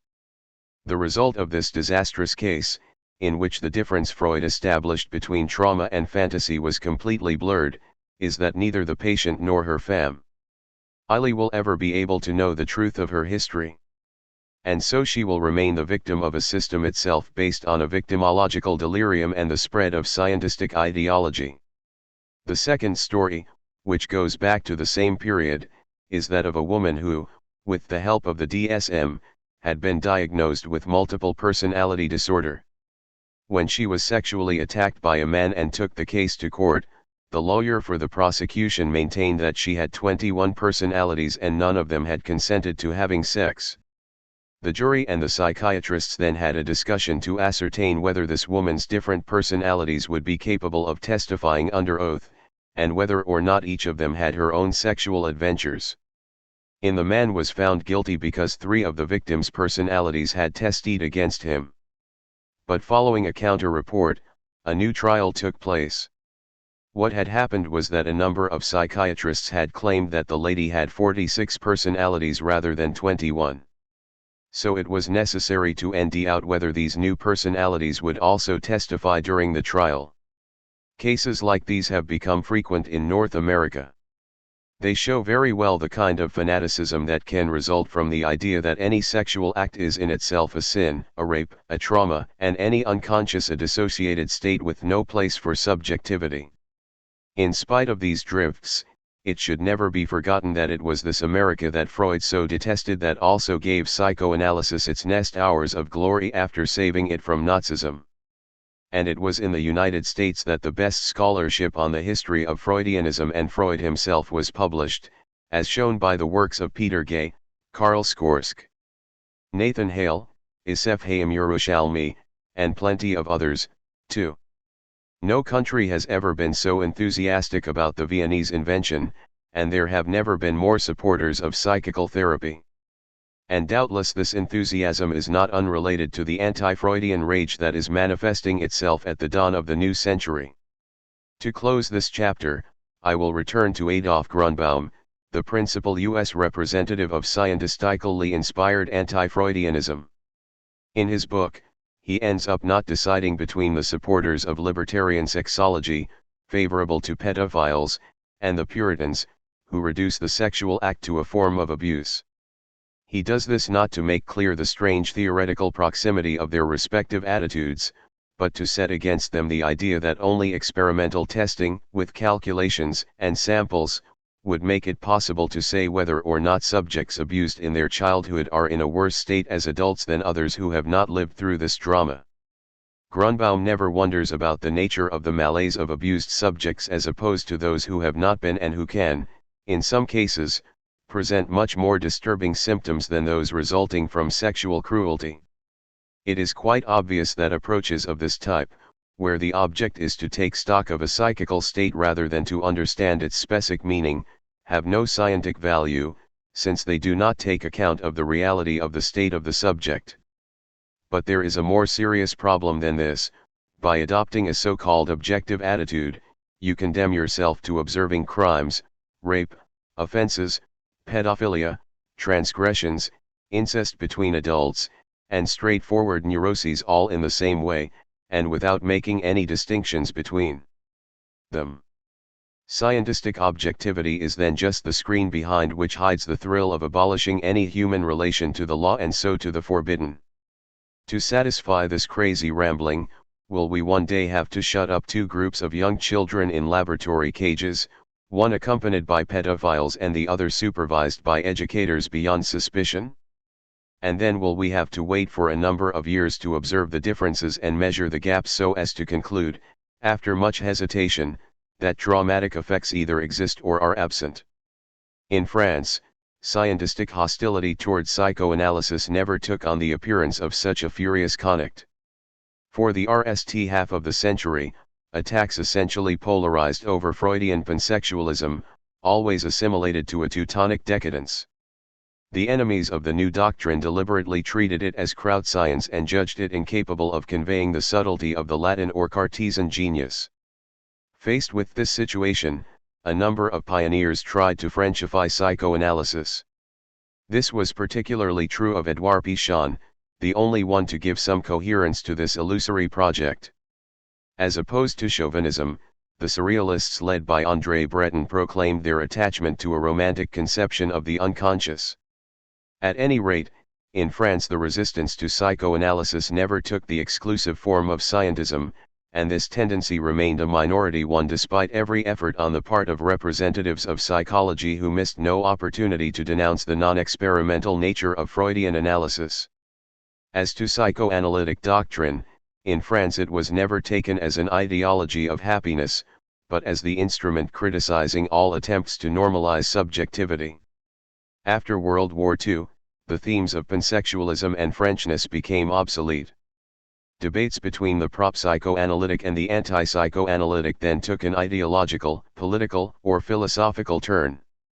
Violently attacked by the communist a French scientism party between and psychoanalysis also became a target for the Catholic Church. And then, from the second half of the hostilities ceased. With support from Louis Althusser's thinking, the French communists revised their positions. The Catholic Church meanwhile was forced into a compromise because of the spread of therapeutic practice among priests. Elsewhere, partly through the teaching of Jacques Lacan, the main arguments took place on the terrain of a psychiatry dominated by psychoanalytic clinical practice and in a context where philosophers and anthropologists, from Sartre to Merleau-Ponty, then from Levi-Strauss to Foucault and Derrida, had been taking Freudian concepts as an object of reaction. It was thus possible for a new section of the human sciences to get started, whose principal concern was to elucidate the Freudian notion of the unconscious.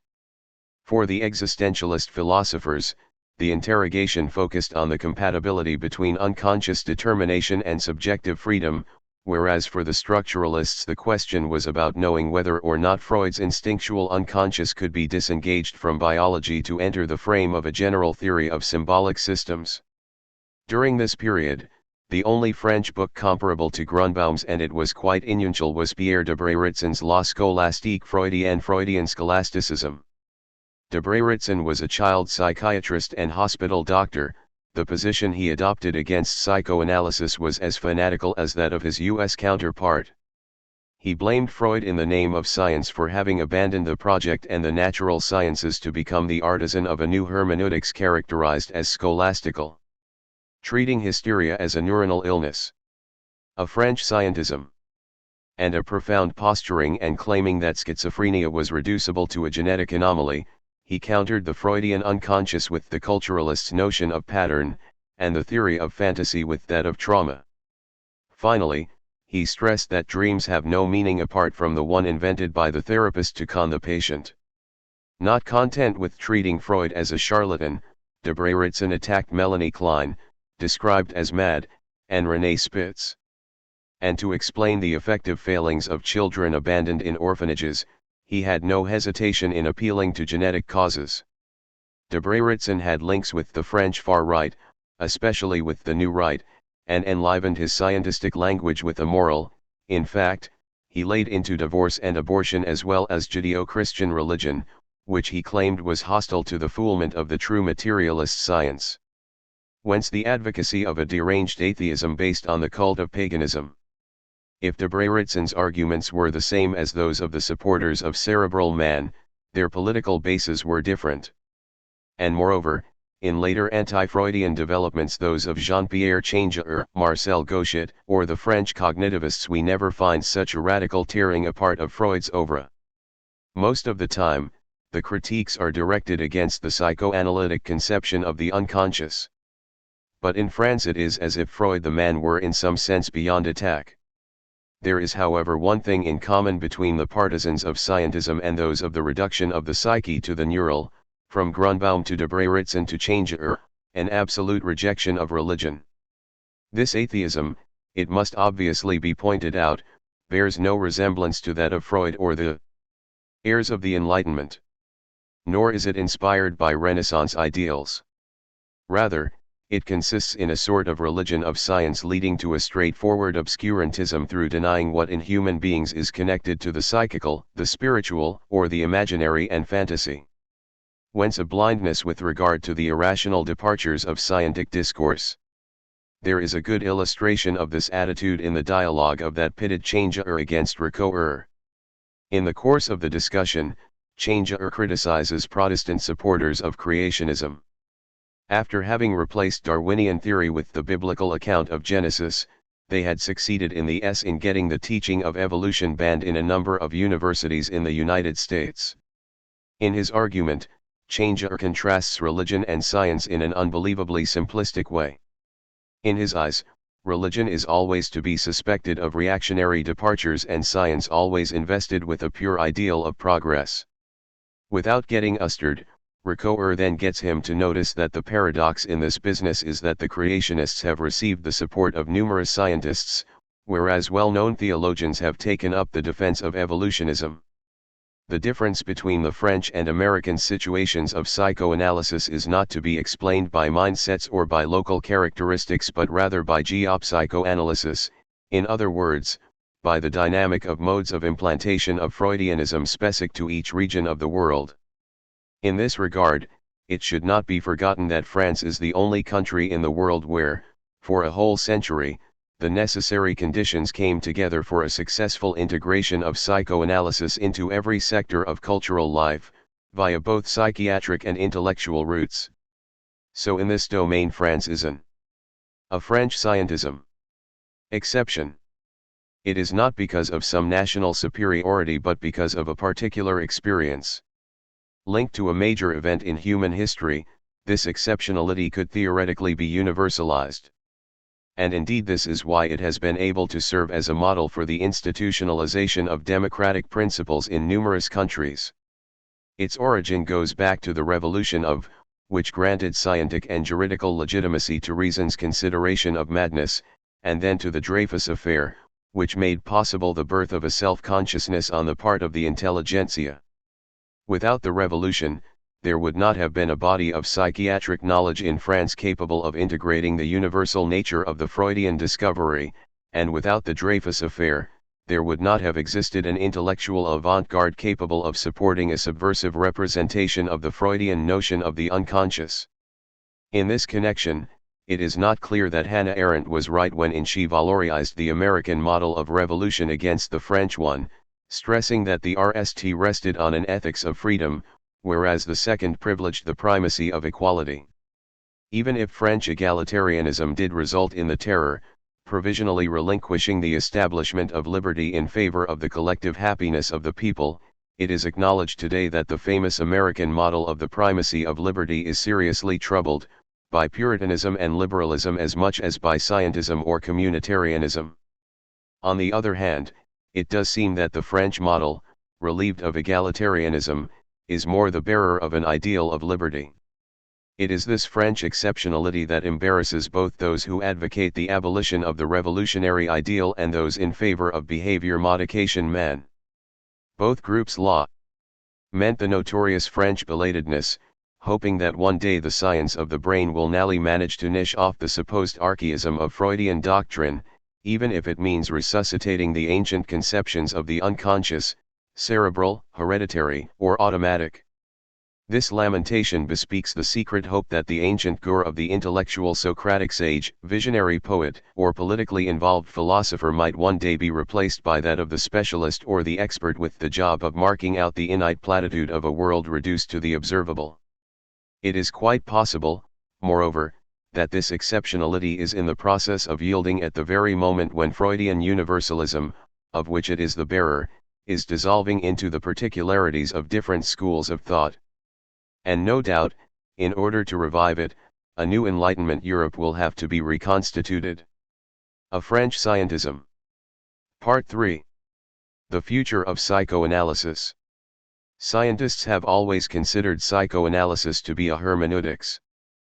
Far from constructing a model of human behavior, Freudian doctrine, if you believe them, is no more than a literary system for interpreting affects and desires. So the right thing to do would be either to exclude it from the eld of science along with other disciplines not based on experimentation, or to rethink the organization of all these domains, anthropology, sociology, history, linguistics, etc., in terms of a cognitive science, the only one able to get them admitted into the category of real science. This scientistic approach assumes that there exists a radical separation between the so-called exact sciences and the so-called human sciences. The RST are said to be based on the rejection of the irrational and the production of concrete proofs and tangible results, whereas what the second have in common, quite differently, is that they can neither refute the hypotheses they put forward nor make concrete the results they interpret as proofs of the validity of a process of reasoning. This conception of science leads to some aberrations.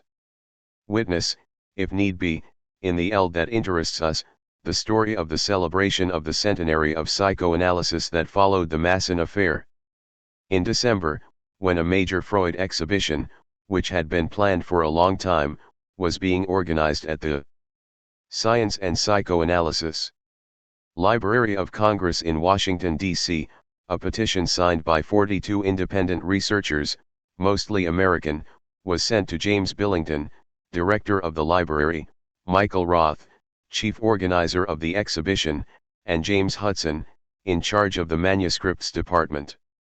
The signatories, including some excellent authors, Phyllis Grosskreutz, Elke Mullaitner, Johannes Reichmayer, Nathan Hale, and others, criticized the future catalog for being too institutional and demanded that their own work should appear in it.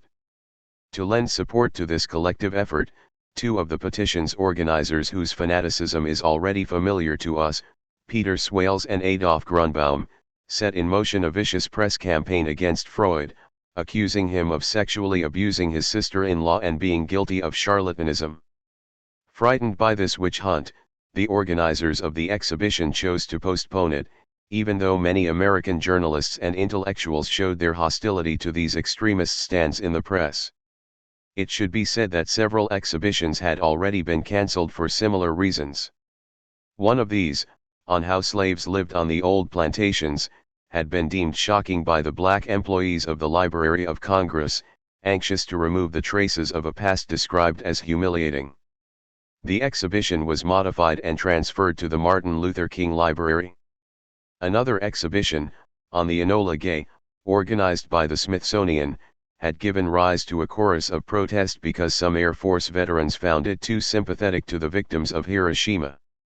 It had to be reconceived around the idea that the bomb was a necessary evil.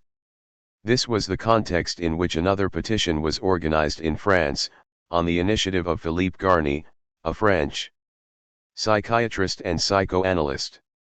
It criticized both the prying Ayatollahs and the organizers of the Library of Congress for being incapable of imposing their authority. Signed by 180 intellectuals or practitioners from every country, every tendency, and every nationality, this second petition was extremely influential. It put the accent on the puritanical, communitarian, and persecutory madness that was threatening to take over the United States and inciting pressure groups to exercise censorship of the big cultural institutions. The result of Grunbaum and Swales's anti-Freud offensive was to marginalize the other signatories and favor academicism. The exhibition opened in October and presented a Freud whose theories no longer had any importance with regard to science and truth. "It hardly matters to me whether Freud's ideas are true or false," Michael Roth insisted. "The important thing is that they have impregnated our whole culture and the way we understand the world through LMS, art, cartoons, or TV. So, at the end of the 20th century and in the name of an arbitrary split established between science and culture, the centenary of psychoanalysis was being commemorated by exhibiting in Washington a Freud without smell or savor and limited to the works of mostly, Anglophone historians. In short, a perfectly correct Freud, conforming to the canons of, was being fabricated with full documentation." The same period saw a violent challenge to the supposed impostures perpetrated by the language of the human sciences. In Alan Sokal, an American physicist with a desire to do battle with the jargon of the so-called postmodern theoretical trend, wrote up with full documentation a text putting in question the most generally accepted scientific truths in the name of a critique of Western metaphysics. After succeeding in getting his article published in the journal Social Text, which was connected with this trend, he revealed to the press and interested people that it was a hoax designed to unmask the relativism of these so-called human sciences, daring to utilize the concepts of hard science without understanding anything about them. The story caused a scandal. With the cadence his triumph had given him, Sokal published in France a work co-written by Jean Bricmont, a Belgian physicist, in which he treated a number of French authors as impostors: Jacques Lacan, Gilles Deleuze, Félix Guattari, Michel Serres, and others.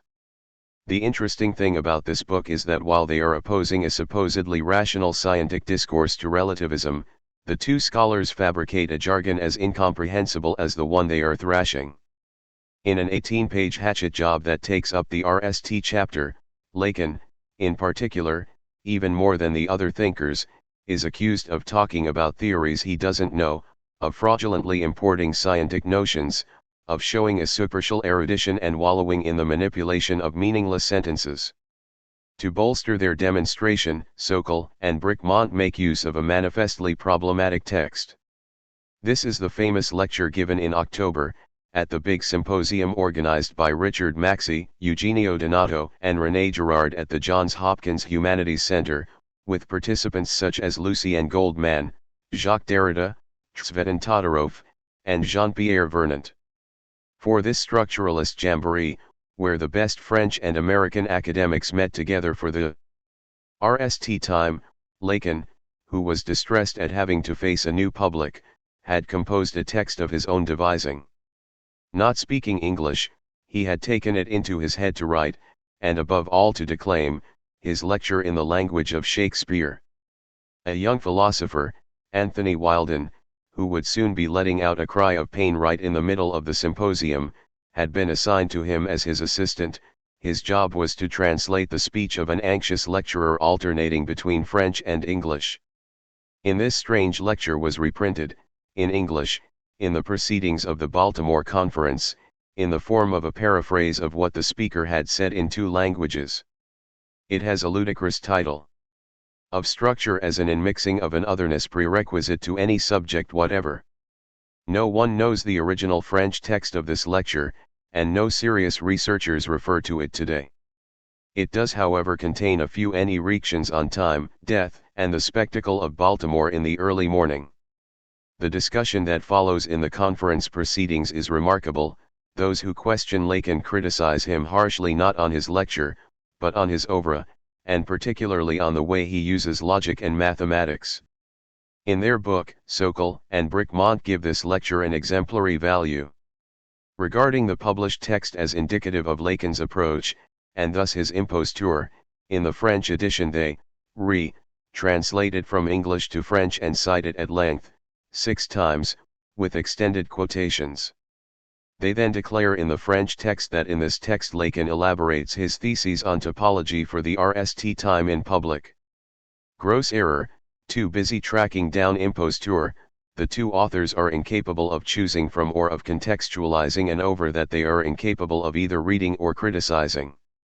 Not only was Lacan interested in topology as far back as, but it was in his lecture La Science et la Vérité, Science and Truth, and not in Baltimore, that he changed his orientation, revealing for the RST time in a new way some advances that can be characterized as topological. After granting far too large a place to an aberrant text arising from an unlikely lecture, Sokal and Brickmont pursue their error hunting by retranslating a fragment, on Hamlet, of a seminar back into French from English. Knowing nothing about Lacan's oeuvre, they mistakenly claim that the French version does not exist. Clearly they do not know the typewritten versions. In their bibliography, moreover, they give the English title incorrectly.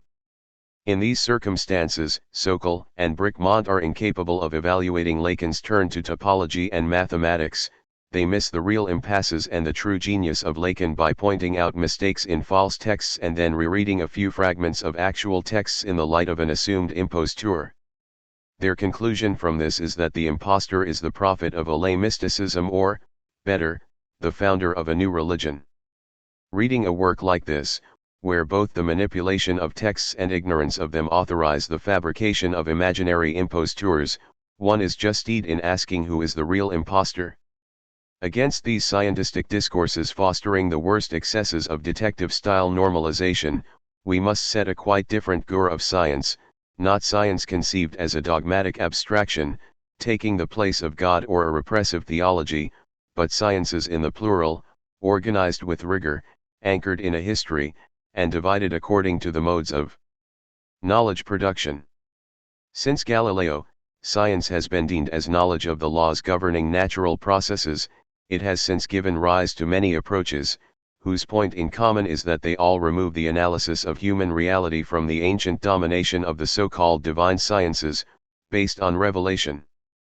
Whence the existence, from the end of the 18th century, of a plurality of domains, leading to different types of knowledge that can be classified in three branches: the formal sciences, logic and mathematics; the natural sciences, physics, biology; and the human sciences, sociology, anthropology, history, psychology, linguistics, psychoanalysis.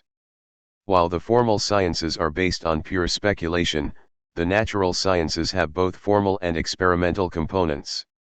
The formal sciences discover their object by constructing it, whereas the natural sciences refer to an external object corresponding to empirical data. The human sciences, meanwhile, differ from the other two by setting themselves the task of understanding individual and group behavior starting from three fundamental categories: subjectivity, the symbolic, meaning. However, as I have shown in relation to the debate on the brain and thought, the human sciences oscillate between two attitudes. One aims at eliminating subjectivity, meaning, or the symbolic in any form and taking physico-chemical, biological, or cognitive processes as its sole model of human reality. The other, in contrast, eagerly claims the importance of these three categories, thinking of them as universal structures. On one side, human beings are approached as machines; on the other, a study of human complexity takes into account the biological body and subjective behavior, whether in terms of intentionality or lived experience, phenomenology, or else via an interpretive theory of symbolic processes, psychoanalysis, anthropology, postulating unconscious mechanisms that function without the subject being aware of them. This distinction between natural sciences and human sciences does not mean that the division between the two is impermeable. So, for instance, the natural sciences are often concerned with individual questions, while the human sciences can appeal to formal and experimental components present in the two other branches of science. Furthermore, as we have seen in relation to mythologies of the brain, no science is out of reach of the tendencies that characterize the irrational approach. In a recent book, Jill Gaston Granger brings out very clearly the three modalities of irrationality peculiar to the history of the sciences. The RST appears when a scientist has to face the obstacle constituted by a set of doctrines governing the thought of a period that have become dogmatic, restrictive, or sterile. What he or she then has to do is innovate, calling into question a dominant model by summoning up unusual themes or placing objects in a different light under science's gaze. For example, the unconscious, madness, unreason, the feminine, the sacred; in short, everything that Georges Baudeley calls the heterogeneous or the accursed share. Turning to the irrational then makes it possible to resuscitate a gore of reason and set off again to conquer another rationality. The second modality appears when a form of thinking gets exced in a dogma or into restrictive irrationalism. It then has to move forward against itself, with a view to reaching more convincing results. Far from rejecting rationality, the thinking prolongs the creative act that had given rise to it by inspiring it with a new vigor. The third modality involves scientists or creators adopting a mode of thought that is consciously outside rationality. What we see then is people taking to false sciences and to attitudes of systematic rejection of the dominant knowledge. Whence the valorization of magic and religion, associated with a belief in the beyond or the power of an uncontrolled ego. These three modalities of irrationality can be found in all the sciences and are therefore present in the history of psychoanalysis. Freud, however, always kept within the limits of the RST2. The RST moment is marked by the abandonment of the seduction theory. Between and Freud constructs a new doctrine of sexuality. In his relationship with Fliess, he then encounters a biological irrationality and adopts the most outlandish theories of his time before imposing the framework of another rationality. In a second period, from 2, with his doctrine established, he introduces doubt into the heart of psychoanalytic rationality in order to combat the positivism that is threatening it from within.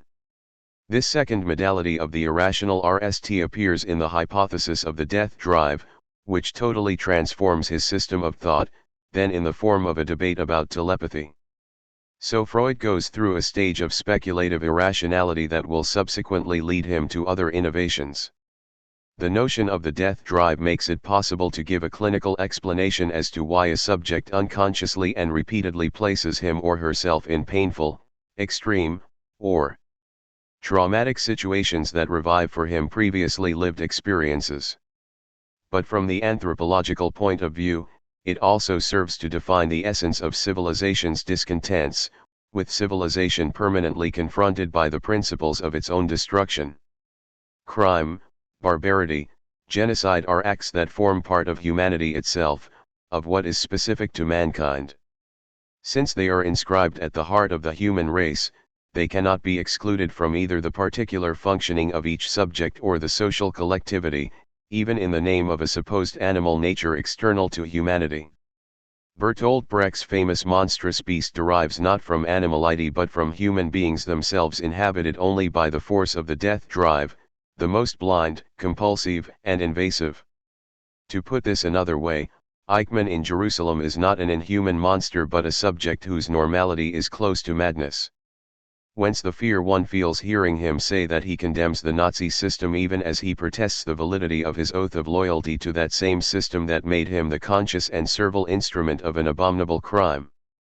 Watching the footage of the trial, you can see that the banality of evil does exist.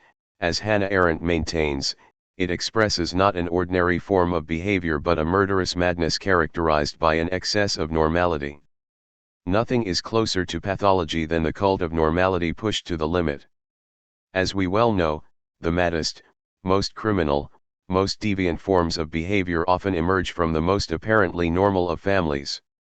In this connection, Freudian concepts make it possible to grasp the logic of an Eichmann much better than Arendt does. In the same way that not just anyone goes mad, so not just anyone becomes an exterminator, as Claude Lanzmann rightly insists, Eichmann was definitely not a minor offshul. His anti-Jewish zeal knew no bounds. He was perfectly well aware that he was committing an enormous crime. One can always say that evil is banal, that nothing is more banal than trains for transporting victims. But those who organized and those who carried out the crime were conscious of the extraordinary nature of what they were perpetrating. Eichmann's madness is in the image of Nazi thought, which utilizes science as a delirium, even as it makes it look absolutely normal. In the Nazi universe, everything seems coherent, correct, logical, clean, well-ordered, rational. In the name of the most elaborate science and with the help of the most modern of technologies, an inversion of the norm was established, in the service of a genocide, the most formidable imaginable, since this inversion itself becomes the core of the norm. Never mind if the norm is cut off from any reference to a symbolic order, for in this kind of universe the essential thing is that the abolition of reason has become the norm. This logic explains the torments of Eichmann and his masters in extermination, in they were much more anxious to rationalize the process of annihilating the Jews than to win the war against the Allies. This is the drive to destruction, accentuated by the technological mastery of the forces of nature, that Freud is referring to in when he writes the null prophetic sentences of his book Civilization and Its Discontents. Men have gained control over the forces of nature to such an extent that with their help they would have no difficulty in exterminating one another to the last man. They know this, and hence comes a large part of their current unrest, their unhappiness, and their mood of anxiety. In the history of psychoanalysis and its origins, telepathy gets put into the category of phenomena derived from occultism, in other words from that neo-spiritualist movement bringing together miracle workers, philosophers, magi, and mystics that appeared at the end of the 19th century as a reaction against the positivism of the forms of knowledge taught in Western universities. This was an attempt to bring together themes shared by Western and Eastern religions in a popular syncretism propagated by different sects. The objective of the movement was the rehabilitation of forms of knowledge called occult or repressed by so-called official science as well as by religions institutionalized into churches. Yet if psychoanalysis was formed in rupture with official forms of knowledge, it draws its force not from a revalorization of these occult and repressed knowledges but from the rational understanding of previously marginalized phenomena such as dreams. For this reason, we can see why Freud became passionately interested in telepathy. It constitutes a sort of remainder that escapes science, and on this subject Freud is sometimes in dialogue with Ferenczi, sometimes with Jones. Against the former, who is a hard and fast believer in the existence of thought transmission, he is constantly changing his opinion, ending up by interpreting the phenomenon with the tools of psychoanalysis. He calls it transfer of thought and claims to explain it rationally. In relation to Jones, who is asking him to give up his penchant for occultism to save psychoanalysis doctrine from the accusation of charlatanism, he insists on his refusal to see psychoanalysis shut up in an approach that is too positivistic. All these oscillations show that Freud only subscribes to the first two models of irrationality. For there is in his doctrine an original pact linking psychoanalysis to Enlightenment philosophy and thus to a definition of a subject founded on reason. Very different from this approach, the third modality of irrationality makes its appearance in the history of psychoanalysis, even in Freud's lifetime, at the point where it returns to practices that deny both the power of the founding pact and the deconstruction of that pact. This phenomenon is manifest today in certain schools of psychoanalysis that have given up on the very idea of a rational explanation of the mind. If we keep to the preceding descriptions, it appears that psychoanalysis is indeed a science of humanity. And if Freud was permanently tempted to integrate it into the natural sciences, he never took the plunge and in the end elaborated a more speculative model that could take account of concepts that were not directly linked to clinical experience. He called this model metapsychology, alluding to metaphysics, the branch of philosophy that deals with speculative things, with being or the immortality of the soul. This metapsychology took in, among others, the unconscious, the drives, repression, narcissism, the ego, and the id. It is through metapsychology that the new doctrine of the unconscious breaks with classical psychology. So instead of blaming Freud for having let go of science or for not having understood a thing about philosophy, wouldn't it be more appropriate to understand the way that he translates metaphysics into a metapsychology and invents an interpretive system making it possible to deconstruct the founding myths of monotheistic religion and Western society? One could venture to explain in this way the myths of paradise and the fall of man, of God, of good and evil, of immortality, and so on, and to transform metaphysics into metapsychology. A whole program. Psychoanalysis acquires its specific status through its metapsychological ambition. This is what makes it possible to oppose, real crucible of modern consciousness, to behavior modification man, feeble scientistic creature invented by the supporters of the brain as machine. Against the nameless monster fabricated by a megalomaniac scientist, psychoanalysis sets the destiny of Victor Frankenstein, meaning the trajectory of a subject shot through with his dreams and utopias but limited in his murderous passions by the sanction of the law. The structure of this can be found in Oedipus and Hamlet.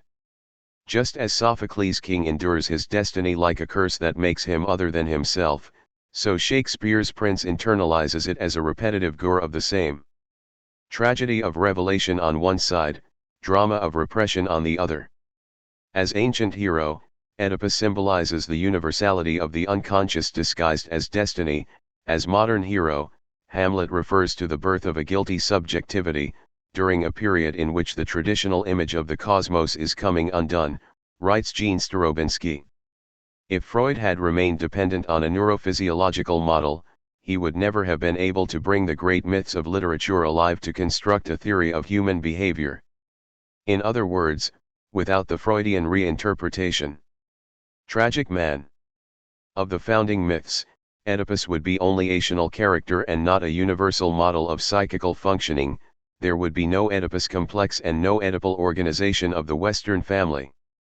Similarly, if Freud had not invented the death drive, we would probably be deprived of a tragic representation of the historic questions that modern consciousness has to face up to. As for psychology, it would have got lost in the hedonistic cult of the power of identity, promoting a smooth, faultless subject entirely shut up in a physico-chemical model. One of the main arguments leveled against the Freudian system, in particular by Karl Popper and his heirs, is its non-falsifiable, unvariable, or irrefutable nature.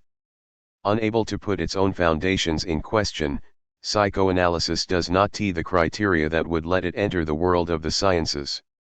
This analysis is seductive but reductive. It depends, in fact, on the hypothesis that there is an irreducible opposition between science over here and pseudosciences over there. Now this division does not take account either of the links joining science and scientism, or of irrational offshoots, or of the status of the rational forms of knowledge whose methods are related to those of science, or of the inclusion of subjectivity in the eld of the human sciences. In other words, to understand what rationality in psychoanalysis might be, we have to get away from this hypothesis and show that the criterion for the scienticity of a theory depends as much on its ability to invent new explanatory models as on its permanent capacity to reinterpret the old models according to acquired experience. Freud never stopped reworking his own concepts. Not only did he modify his theory of sexuality according to his clinical experience, particularly in relation to women, but he also completely transformed his doctrine, by moving from the RST topic, conscious, unconscious, preconscious, to the second, ego, ID, superego, and then by forging the notion of the death drive. What is more, as a system of thought, psychoanalysis gave rise to theoretical trends that were distinct from one another and expressed important reworkings. Freudianism includes the whole set of trends claiming to derive at once from a clinical method centered on the talking cure, psychoanalysis, and from a theory assuming a shared reference to sexuality, the unconscious, and the transference. But the divergences between tendencies are crucially important. They show how the history of psychoanalysis is confused with that of the successive interpretations that have been made of the original doctrine constructed by Freud. And it is precisely because it has given rise to all these components that Freudianism has produced both a dogmatism and the conditions for a critique of this dogmatism, an official historiography based on the idealization of its own origins, idolatry of the founding master, and a scholarly historiography capable of revising this dogmatism. Finally, like all scientific innovations, it has aroused resistances, conics, hatreds, and revisionary attitudes. The Urcest anti-Freudianism from Grunbaum to Swales is also a product of Freudianism. Classical Freudianism as elaborated in Vienna by Freud thus depends on the double model of Oedipus and Hamlet. The unconscious tragedy of incest and crime is repeated in the drama of the guilty conscience. At the heart of this configuration, Freud gives a fundamental place to patriarchy. But he knows it is in decline. So his theory of the Oedipal family, as he shows in Totem and Taboo, depends on the idea of a possible symbolic revalorization of an irremediably dethroned paternity. For Freud, the father, like Wagner's Wotan, is a Gur who has been abolished, smashed, crushed by the mounting power of female emancipation. Unlike Bachofen or Weininger, Freud is never anti-feminist. Far from setting the past against the present, or good patriarchy against the dangers to come of a so-called matriarchal feminization of the body social, he makes the defeat of paternal tyranny into a necessary condition of the coming of democratic societies. And to illustrate his thesis, he borrows from Darwin the myth of the primal horde. Here it is in outline: in primitive times, people lived in small hordes, each of them under the despotic sway of a male who appropriated all the females to himself. One day, the sons of the tribe, rebelling against the father, put an end to the reign of the primal horde. In an act of collective violence, they killed the father and ate his corpse. After the murder, however, they felt repentant, disowned their crime, and then invented a new social order by putting in place all at once exogamy, the prohibition of incest, and totemism. That was the model shared by all religions, especially monotheism. The Oedipus complex, says Freud, is nothing other than the expression of two repressed desires: desire for incest, desire to kill the father, contained in the two taboos that belong to totemism: prohibition of incest, prohibition on killing the father totem. As a result, it is universal since it expresses the two major founding prohibitions of all the human sciences. Put another way, Freud brings anthropology two themes: the moral law and guilt. In the place of the origin is a real act, the necessary murder, in the place of the horror of incest, a symbolic act, the internalization of the prohibition. Every society is thus founded on a regicide, but it does not free itself from murderous anarchy unless the murder is followed by sanctions and by a reconciliation with the image of the father. Totem and Taboo can thus be read more as a political than as an anthropological book. What it proposes is a theory of democratic power centered on three necessities: founding act, institution of the law, relinquishment of despotism. This classic Oedipal model was challenged between the wars by Melanie Klein and the English school. After the Freudian conception of a patriarchal family, where the father was dispossessed of the marks of his tyranny, came the Kleinian vision of a familial organization from which the father was in a way evicted. In Karl Abraham revised the Freudian theory of stages, introducing the idea that the subject was modeled through its imaginary relations with objects. The way was then open for a radical reversal of the Freudian perspective. Rather than thinking of the evolution of the subject in terms of passing through biological stages, the aim was rather to show how precocious phantasmatic activity was organized according to types of object relations. In Melanie Klein recentered the whole of Freudian clinical practice on the objects themselves, lived as good or bad, frustrating or satisfying, persecutory or strengthening, and so on. With this gesture, she moved child psychoanalysis out of the domain of education and adult psychoanalysis out of the eld of neurosis.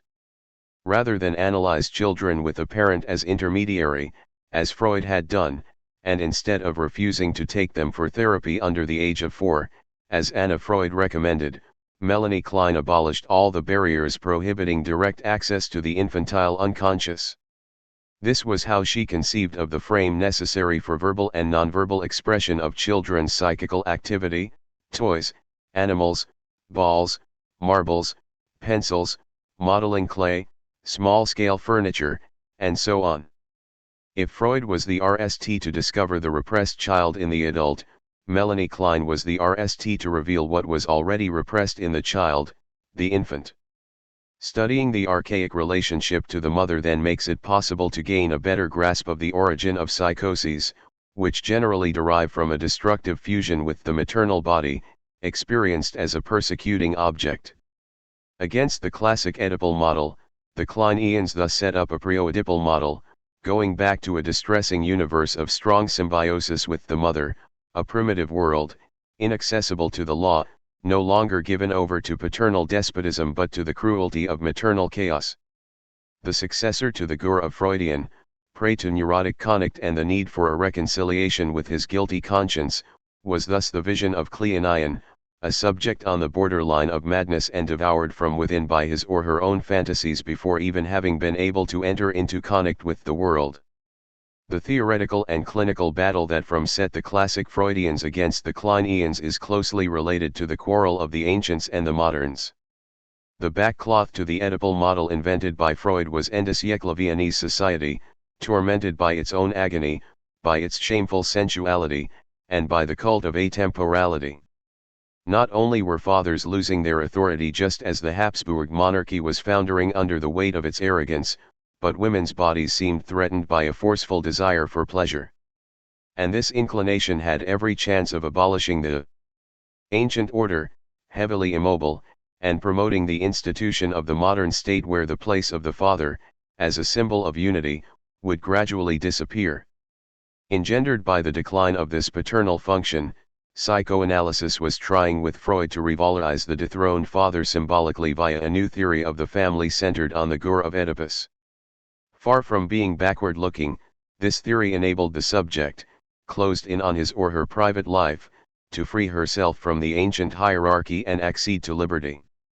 The setting for Klein's reworking, by contrast, was interwar English society, whose ideals it reeked.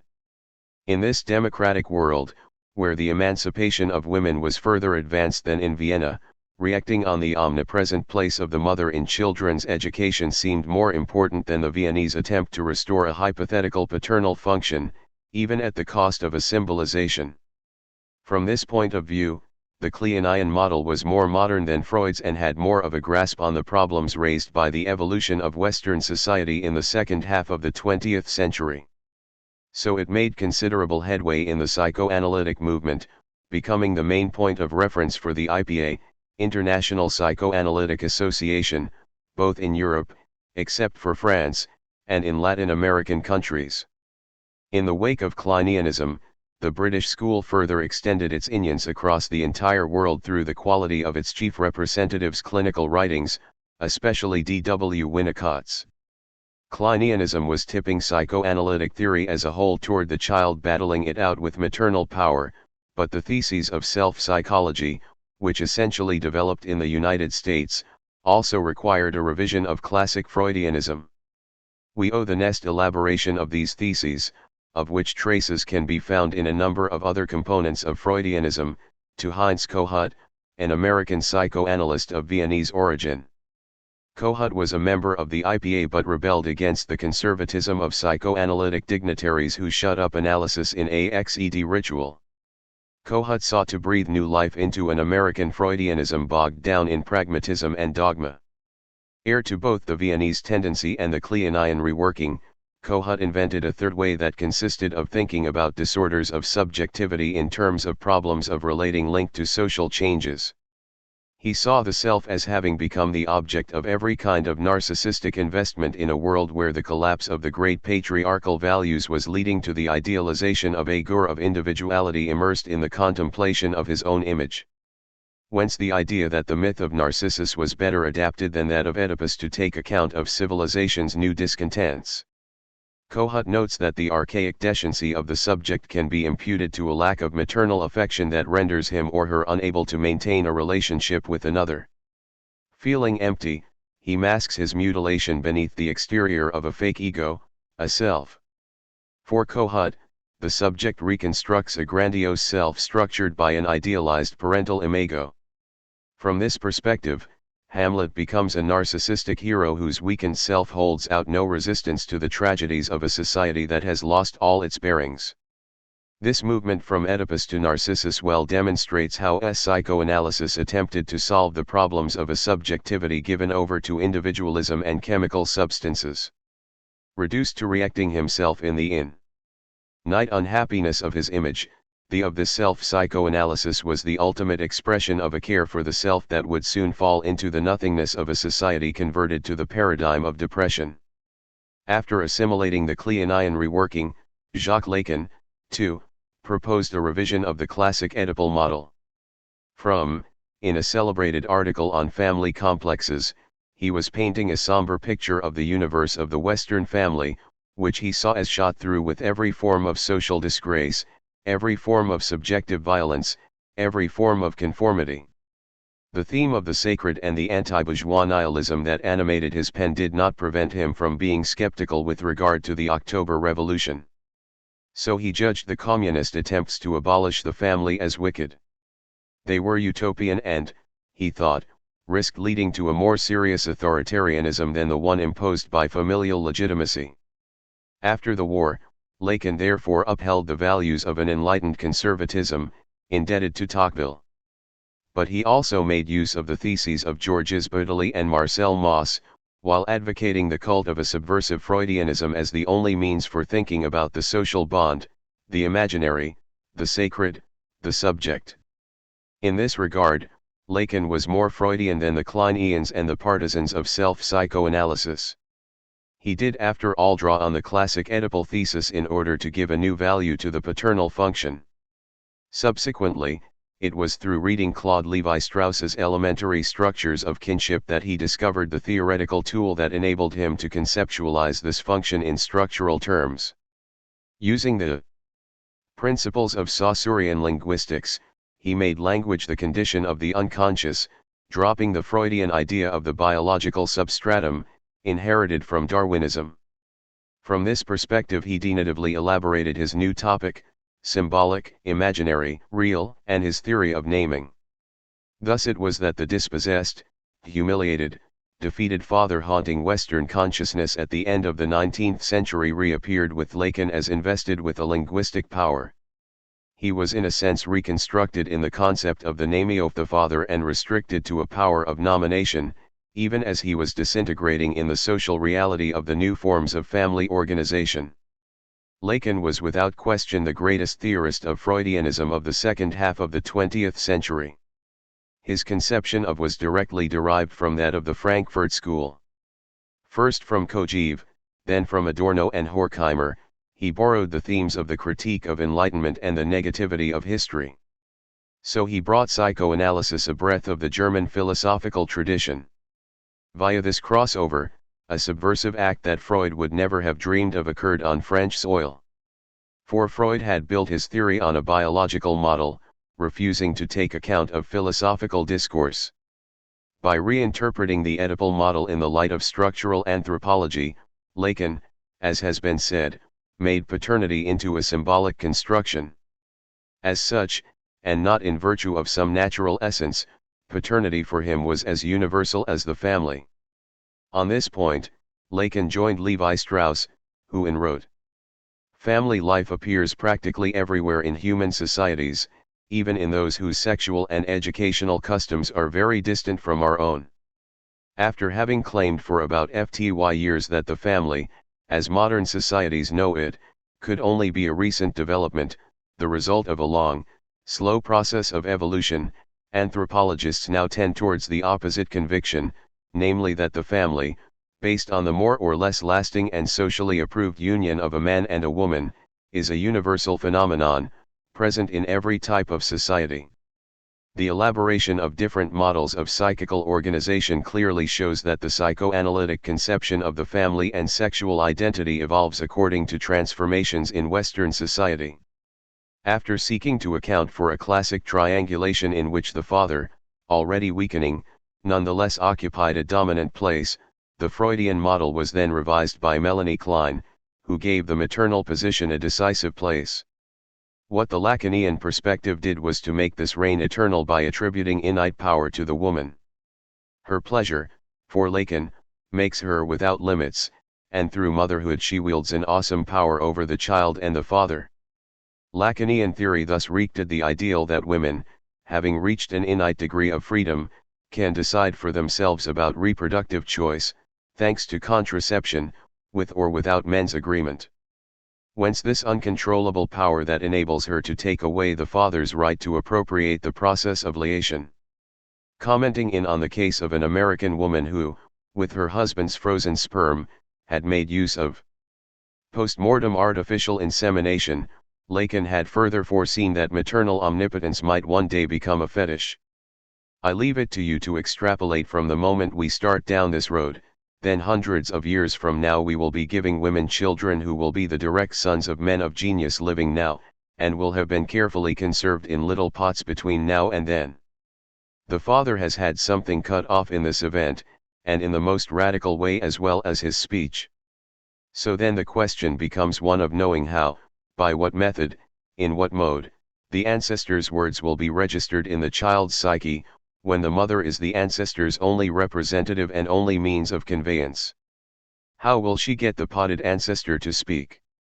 As a universal model, the family is an indestructible entity, being a concrete realization of the structures of kinship, in other words, of alliance and liation. It is the source of normality, but also, as we know from psychoanalysis, the starting point of every form of psychical pathology, psychoses, perversions, neuroses, and so forth. So there is no reason to worry about its future, as do moralists and representatives of the various religions who regularly express the fear that it will be destroyed by the spread of divorce. The various modes of free union and a recongrued family show, moreover, that this model is perpetuated under forms that are always being renewed. Its force of attraction can be gauged from the fact that some of those who had been excluded because it was impossible for them to marry, homosexuals, now want to be included, so as to be able to adopt children. I support the idea that homosexuals should have the same rights as heterosexuals in all domains, but it is only at the point when these rights have been acquired that we can begin to react critically on possible new relationships between what is socially regarded as normal and what is socially regarded as abnormal.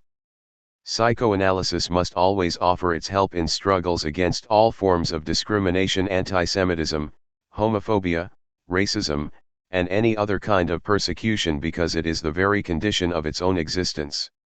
As a discipline, it has always itself been persecuted with the type of argument used against minorities. We should not confuse the discipline with positions adopted by individual analysts, who may have extremely varying opinions but do not represent the sovereign power of a discipline. Yet faced with this desire for children on the part of homosexual couples, psychoanalysis today is having great difficulty in offering coherent responses. In fact, as long as homosexuality was regarded as a form of degeneration, the question of integrating it into the norm was not seriously envisaged. But starting from the moment when Freud refused to classify it among the defects, making it a sexual disposition derived from bisexuality, the way was open for all the questionings that are coming up today. Freud's heirs, particularly Ernest Jones and Anna Freud, did, however, tend to consider that homosexuality was a sexual pathology that could be cured by a well-conducted analysis. Whence the futile attempt to change homosexuals into heterosexuals, which ended in painful defeat. Despite experience, the IPA, following a decision of, has always refused to admit practicing homosexuals officially into the ranks of the groups that it comprises. It has thus got behind in relation to changes in customs and laws and in relation to other psychoanalytic associations, Lacanian ones in particular, that have been rejecting all forms of discrimination for a long time. If homosexuality is now no longer regarded as a sexual perversion, in part through psychoanalysis, there is every reason to think that other abnormal people will not take long to embody the transgressive ideal of by taking over from those who have already been included in the norm: childless single people, homosexual or heterosexual, zoophiles, effeminate male homosexuals, libertines, prostitutes, men or women, transvestites, transsexuals, and so on. Beyond the legitimate demand of homosexuals to have access to fatherhood or motherhood, we thus have to ask who will be the Charluzes and the Oscar Wildes of tomorrow. While the models elaborated by psychoanalysis develop according to the society in which they unfold, they are also out of sync with them. In most countries where psychoanalysis has taken root, and in spite of the progress linked to emancipation movements, women, for instance, are still victims of inequalities, treated as inferior, and underrepresented in the highest spheres of political power, particularly in France. What is more, contraception and abortion rights are often ridiculed by moral and religious traditionalists. But in countries where psychoanalysis has not taken root, the situation is worse, since women, like homosexuals, for that matter, are not even considered to be full subjects. I have shown elsewhere that the non-variable conditions necessary for Freudian ideas and a psychoanalytic movement to take root are, on the one hand, the establishment of psychiatric knowledge, meaning an approach to madness able to conceptualize the notion of mental illness over any idea of divine possession, and, on the other, the existence of state-backed legal rights able to ensure the free transmission of knowledge. This conceptualization, as is shown by the emergence of the paradigm of hysteria at the end of the 19th century, involves a new way of apprehending the female body. In other words, for psychoanalysis to exist and for rationality to universality, difference, exclusion, dethrone the idea of possession, it is necessary that women become the vehicle of a contestation of the forms of domination impeding their subjectivity. There is always something feminine in the beginning of psychoanalysis, and it is as though the emergence of this femininity were necessary for the achievement of a transformation of universal subjectivity. It is generally the absence of one of these elements, establishment of a psychiatric form of knowledge and state-backed legal rights, or of both at once, and not mentalities, that accounts for Freudianism not taking root or disappearing in totalitarian dictatorships, Nazism/communism, as well as in Islamically influenced parts of the world, still with a tribal form of community organization. In this context, it should be stressed that military dictatorships did not prevent the expansion of psychoanalysis in Latin America, especially Brazil and Argentina. That is because of the kind of dictatorship, different from the two totalitarian systems that destroyed it in Europe. These caudillo regimes have not been exterminating ones. They have not eliminated psychoanalysis as a Jewish science, as happened with Nazism from 2, or as a bourgeois science, as happened under communism from 2. These regimes have persecuted opponents and massacred civilian populations, but they have not sought to destroy a science as such. It is therefore possible to put forward the hypothesis that in order to make psychoanalysis entirely disappear from a region of the world or to prevent it from taking root where it doesn't exist, either it must be eliminated in the way that you eliminate a race, a people, a class, or a plague, or you must perpetuate modes of interpreting the mind that predate the emergence of scientific medicine, witchcraft, traditional forms of medicine, religious control, etc. In the RST case, the eradication is destructive, since one kind of difference is abolished in the name of another. In the second case, though, it is simply regressive. There is an attempt to reduce the human race to a sum total of localities, through an appeal to cultural relativity. Set up as a fetish, difference is then a source of exclusion. And it is this phenomenon of the fetishization of differences that tends to lead to the disappearance of psychoanalysis in countries where all the conditions for a perfectly successful implantation had been present together for 100 years, in particular, in the United States. Demonstrating the existence of a sexual identity, gender, detached from organic or physico-chemical reality doesn't prevent the anatomy, the physiology, and the hormonal functioning of men and women from not being identical. Biological difference exists, and we should take account of it, but it is not everything. Nor does this difference prevent each subject being different, or other, in his or her way of relating to another or to his own identity. Every human being proceeds with a mask on in relation to his fellow humans, since he is shot through with the desire to make himself liked or recognized. So there is an unity of differences that, taken together, constitute what is universal in the human race. This is why, in an egalitarian society, the law has to be the same for all subjects whatever the culture, religion, or identity to which they each wish to attach themselves additionally.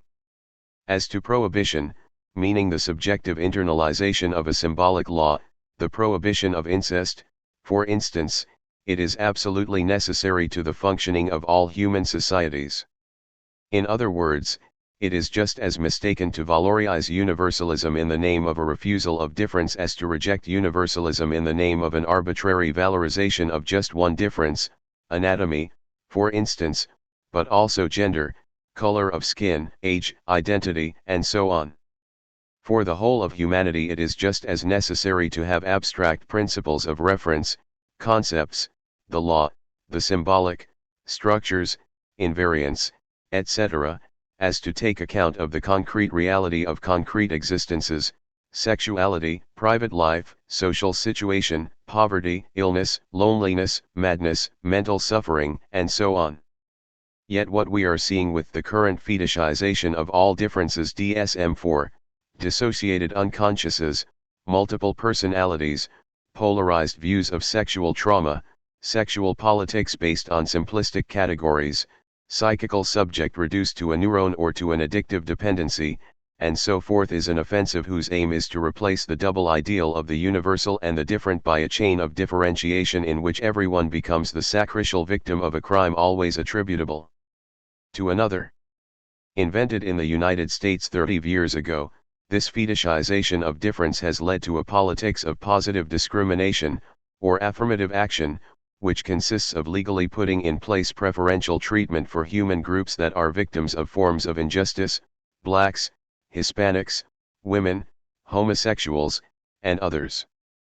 This politics has been extremely useful in furthering the emancipation of these minorities.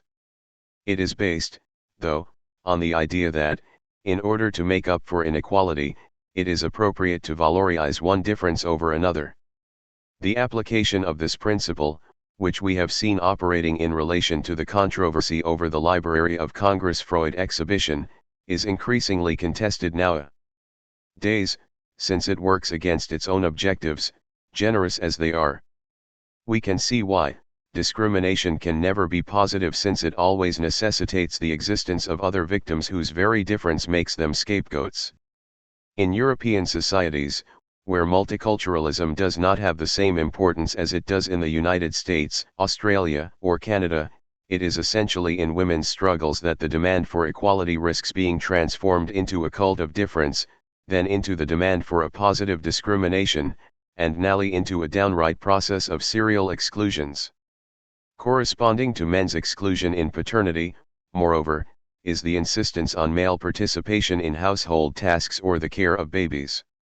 And similarly, the exclusion of the other as different is echoed by a strong urge to reinvent categories, typologies, or patterns for distinguishing between good and bad subjects according to a new folk psychology of ethnic groups or genders.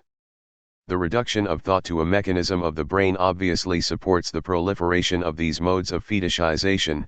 Scientism leads to ethnicism as surely as a rigid universalism leads to communitarianism.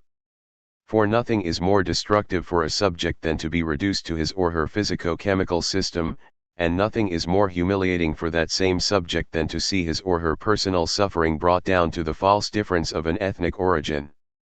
If serotonin came to be considered the sole cause of suicide, if the sexual act were in the future assimilated to a rape, if the migrant worker on the edge of the city were no longer regarded as anything more than his or her African amulets, and if, lastly, the Gurav were reduced to the mechanical exercise of vital functions, even as the woman, now all-powerful, is identified more with her difference than with full subjecthood, then our societies would be on the verge of plunging into a new barbarism, as alarming as the one that Freud denounced when he became aware that Western civilization did not have the means of making humanity set limits to its destructive drives, whereas we might at RST think that its essence lies in controlling nature for the purpose of acquiring wealth and that the dangers which threaten it could be eliminated through a suitable distribution of that wealth among men.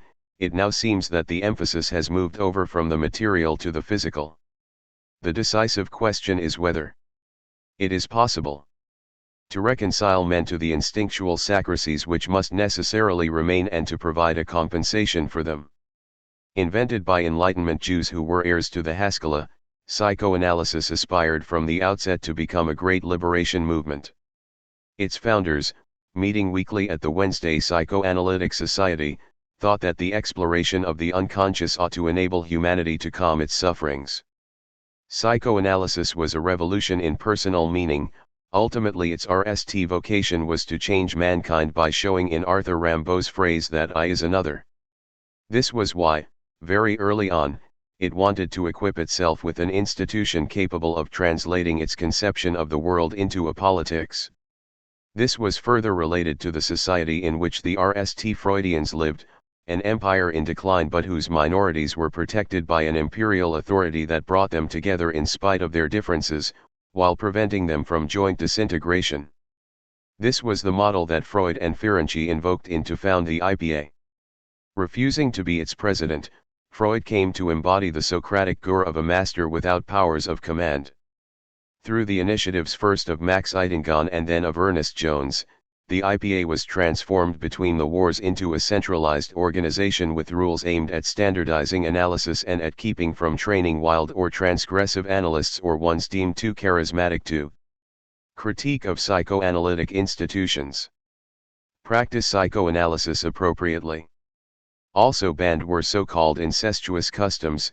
It was forbidden for practitioners to analyze members of their families or to have sexual relationships with their patients. This professionalization of the job of psychoanalyst, necessary to the worldwide expansion of Freudianism, went together with the effacement of the guru of the master. Not only did the psychoanalytic movement give up having this guru embodied by an exceptional thinker, but it refused any possibility of the leader of a school resembling Freud. The founding father had to remain unique and inimitable. While this long process of standardization was beneficial to psychoanalysis, its effect was also to transform the IPA into a machine for the manufacture of worthy citizens.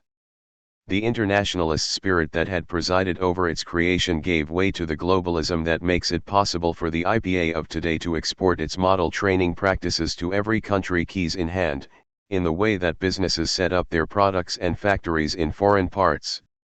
But by cultivating a norm rather than originality, and globalism over internationalism, the psychoanalysis of worthy citizens has deserted the eld of political and intellectual debate. It has been unable to take on board either the challenge of science or social changes. Thinking itself untouchable, it has stopped despite the individual courage of numerous anonymous practitioners being concerned with social reality, poverty, unemployment, sexual abuse, and the new demands arising from the transformations in the patriarchal family, on the part of homosexuals in particular who, as I have stressed, are still refused the right to become psychoanalysts. In short, this psychoanalysis has withdrawn its interest from the real world and retreated into its fantasies of omnipotence. It has thus abandoned the young practitioners that it had trained itself and who have ended up no longer believing in the value of Freudian institutions. This is why they criticize it with alacrity and try to conceive of new institutions better adapted to the modern world. This critical capacity is exercised more or less everywhere in the world. But Latin American countries, Brazil and Argentina in particular, are definitely in the forefront of the renaissance of Freudianism, primarily because of the particular force of the psychology departments established in their universities, places where the teaching of psychoanalysis takes precedence over other disciplines. As is the case everywhere else, the French psychoanalytic community is going through a difficult period linked to the general crisis of Western societies, economic crisis, crisis of democratic values, social crisis, absence of hope and of illusions. Unemployment, the fall in incomes, the insecurity of jobs and work, the growing strength of physical forms of psychotherapy and drug treatments, faster and cheaper, have led to a loss of confidence in the Freudian method, parallel to the breakup of large institutions inspired by universal ideals. In short, the social and political fabric in which Freudianism had been successfully established since the end of World War II has become less receptive to the clinical practice of psychoanalysis. As a result, the great Republican institutions, schools and mental health organizations, psychiatric hospitals, medical psychological centers, and so on, are nowadays subject to economic imperatives that are not very compatible with the longer term required for a Freudian analysis, even as the progressive disintegration of these institutions is leading to uncontrollable situations of violence and delinquency. In spite of it all, though, the French psychoanalytic community remains solid. In France there is a total of 1,000 psychoanalysts, spread over more than 20 associations, which is 86 analysts per million, the highest rate in the world, above Argentina and Switzerland. 800 or 900 of them, including trainees, belong to the two societies that are members of the IPA, the Société Psychanalytique de Paris Parapsychoanalytic Society, SPP, and the Association Psychanalytique de France French Psychoanalytic Association, APF. Other psychoanalysts are mostly members of groups or associations deriving from the former École Freudienne de Paris Freudian school founded by Jacques Lacan in and dissolved during his lifetime in. Historians of the movement have taken to classifying groups and individuals according to the generation they belong to. They use two methods of cataloging. One is international and deals with members of the Freudian diaspora scattered around the world, the other relates to individual countries and makes it possible to register the transferential filiation of every practitioner, who analyzed whom, starting from a pioneer group, reducible to a single person in some countries.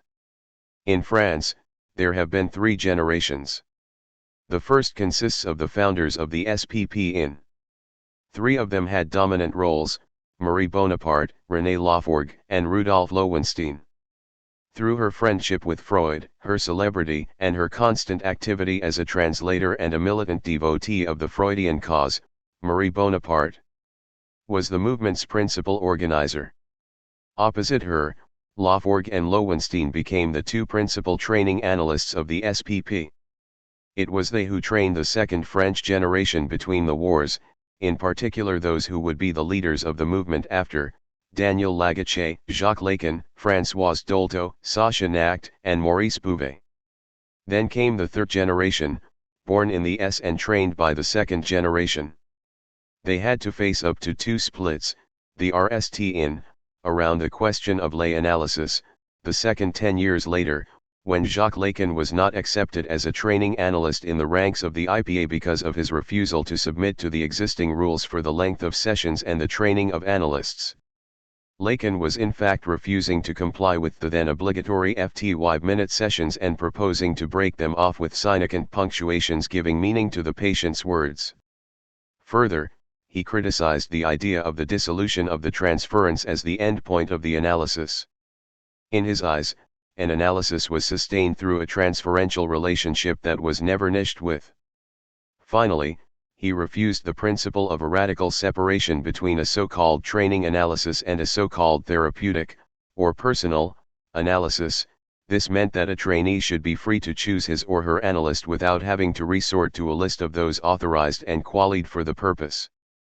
Moreover, and this is presumably the deeper reason for the rupture through his teaching and his style, Lacan was bringing back the Freudian guru of the Socratic master at a time when this was considered disastrous by the IPA, more concerned with training good psychoanalytic professionals than with reviving the elitist ambitions at the heart of the movement.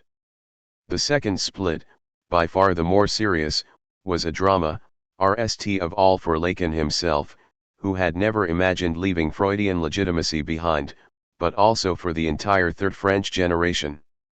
Its most brilliant members had been analyzed by him and all of a sudden found themselves in opposing camps, one side grouped together in the APF, which was affiliated to the IPA in, the other in the EFP and definitively rejected by the legitimate Freudian authorities, even though they thought of themselves as much more Freudian than their IPA counterparts, now their rivals. Unlike their American or British colleagues, third-generation French analysts belonging to the IPA never formed a homogeneous school. Nor did the major trends of international Freudian thought ever get established in France, neither ego psychology, nor Kleinianism, nor anafreudianism, nor self-psychology, nor the post-Kleinian theories of Wilfried Ruprecht Bion. It has thus been Lacanianism, and nothing but Lacanianism, that has polarized the eld of French psychoanalysis for more than 30 years, non-Lacanians, sometimes known as orthodox Freudians, on one side and Lacanians on the other, with everyone of course claiming descent from Freud. This polarization of French Freudianism was accentuated by the presence of Françoise Dolto in the ranks of the EFP. Dolto had a remarkable air for clinical work. She was the founder of child analysis in France, a guru equivalent to that of Melanie Klein for British psychoanalysis, although her own ideas were closer to Anna Freud's views. Now at the time of the second split, Dolto was not accepted into the IPA. The reasons given to justify this refusal were the opposite of the ones put forward against Lacan. Objection was made not to short sessions, hers were according to the rules, but to training analysis practice that was too charismatic and not, so they said, compatible with the standards of classical training. In fact, Dolto was inheriting the hostility that those in charge of the IPA had always shown toward her analyst, René Laforgue, whose technique and practice were considered deviant, meaning too close to those of a Ferenczi or a Rank. The upshot of all this was that after the two principal gurus of French psychoanalysis delivered their teaching outside the auspices of the IPA, the conics dividing the third generation had considerable repercussions for the two that followed, born between and for 15 years, they had to put up with the inking and narcissistic wounds of their brilliant senior colleagues. They admired them for their writings and their training skills, but they also saw them constantly tearing themselves apart over an omnipresent master, Jacques Lacan. Condemned for his practice, misrecognized for his doctrine, and demonized by both IPA member associations, Lacan was now starting to be an object of idolatry in his own school. As a result, in each camp the two new generations, the fourth and FTH, inherited a history of conflict. This was bequeathed either by Lacan's fellow travelers, who all too often imitated the master's style, or by his adversaries, who detested him and caricatured his personality. Whereas the two IPA member associations denounced the Lacanians as non-Freudians, the Lacanians regarded their IPA colleagues as bureaucrats who had betrayed psychoanalysis for a form of adaptive psychology in the service of capitalism triumphant. In short, the first group saw the second as sorcerers' apprentices, adepts of so-called 5-minute sessions and incapable of putting in place a serious psychoanalytic framework, while the second group regarded the first as orthodox and de-intellectualized, in the service of a so-called American psychoanalysis. This compartmentalization was burst open at the end of the S when René Major, an SPP training analyst open to Lacanian culture and clinical practice, and Serge Leclerc, faithful Lacanian but giving his services to a vast project, Freudian Republic, joined forces to enable analysts of the next generations to meet up at last outside their various associations. This was the period of the confrontation movement that made it possible for analysts from all over to criticize their institutions and exchange their points of view, particularly on the subject of how to practice psychoanalysis. For if the two IPA-affiliated associations were shot through with conics over the training of analysts, the EFP was going through a serious crisis as a result of the failure of the Passé experiment. In this passing procedure, invented by Lacan and put in place in an analysand, or passant, wanting to become a training analyst would lay out for colleagues, or passeurs, those elements in his or her history and analysis that had led him to want to be an analyst. The passeurs in their turn would lay out the motivations of the passant to a jury of training analysts, and the jury then took a decision either to elect or to reject the candidate. The aim of the process was to replace the classic system of psychoanalytic training by a real interrogation of the training analyst status. It was in this context that Lacan made a remark that gave rise to a lot of commentary: the psychoanalyst is authorized only by him or herself. With this sentence, he was indicating that the passage to being an analyst involves a subjective trial linked to the transference. This gives rise, for both candidate and training analyst, to a situation of loss, castration, even melancholy. The idea of studying how this well-known passage of initiation actually worked was a remarkable one. But the Passé process did not have the anticipated effect. It led the EFP to a failure, then to dissolution, after provoking a third split with the departure of a number of analysts, including François Perrier and Pierre Alanier. Brought together in a fourth group, they founded the Organisation Psychanalytique de Langue Française, French Language Psychoanalytic Organization, OPLF. The two most recent generations of French psychoanalysts were thus led to think about their institutional future in new terms. Generally speaking, the young Lacanians felt freer in relation to the masters who had trained them than did the members of the two IPA groups. Because of the dissolution of the EFP and the breaking apart of Lacanianism into different currents, post-Lacanian or neo-Lacanian, these later generations created a lot of new associations. Freed from every kind of submissive relationship to the masters of the third generation, they have now gone through the process of mourning the ideal institution by giving up the idea of the school that Lacan wished for in times past. From another point of view, analysts of the most recent SPP and APF generations carry the weight of the quarrels and disappointments of the old ones more heavily. They are more beholden to the analysts who train them and who remain in the leading ranks of their associations, very attached to their prerogatives and their privileges. So they are quicker to revolt when a conflict breaks out. Whence the institutional violence, often masked, that runs through the two IPA societies. Folded in on itself for 30 years, and cultivating its difference and aestheticism, the APF has not wished to open its ranks to the numerous pupils who follow its teachings and at FTY have practically no hope anymore of progressing up its hierarchy. Their disappointment gets translated into a certain mockery of all institutional power. Scattered among 20 or so associations, former Lacanians are nowadays divided over both practice and analytic training, but this does not prevent them from maintaining friendly relations with one another. If the majority of groups have retained the Passé process, they have transformed it into a ritual without a great deal of scope.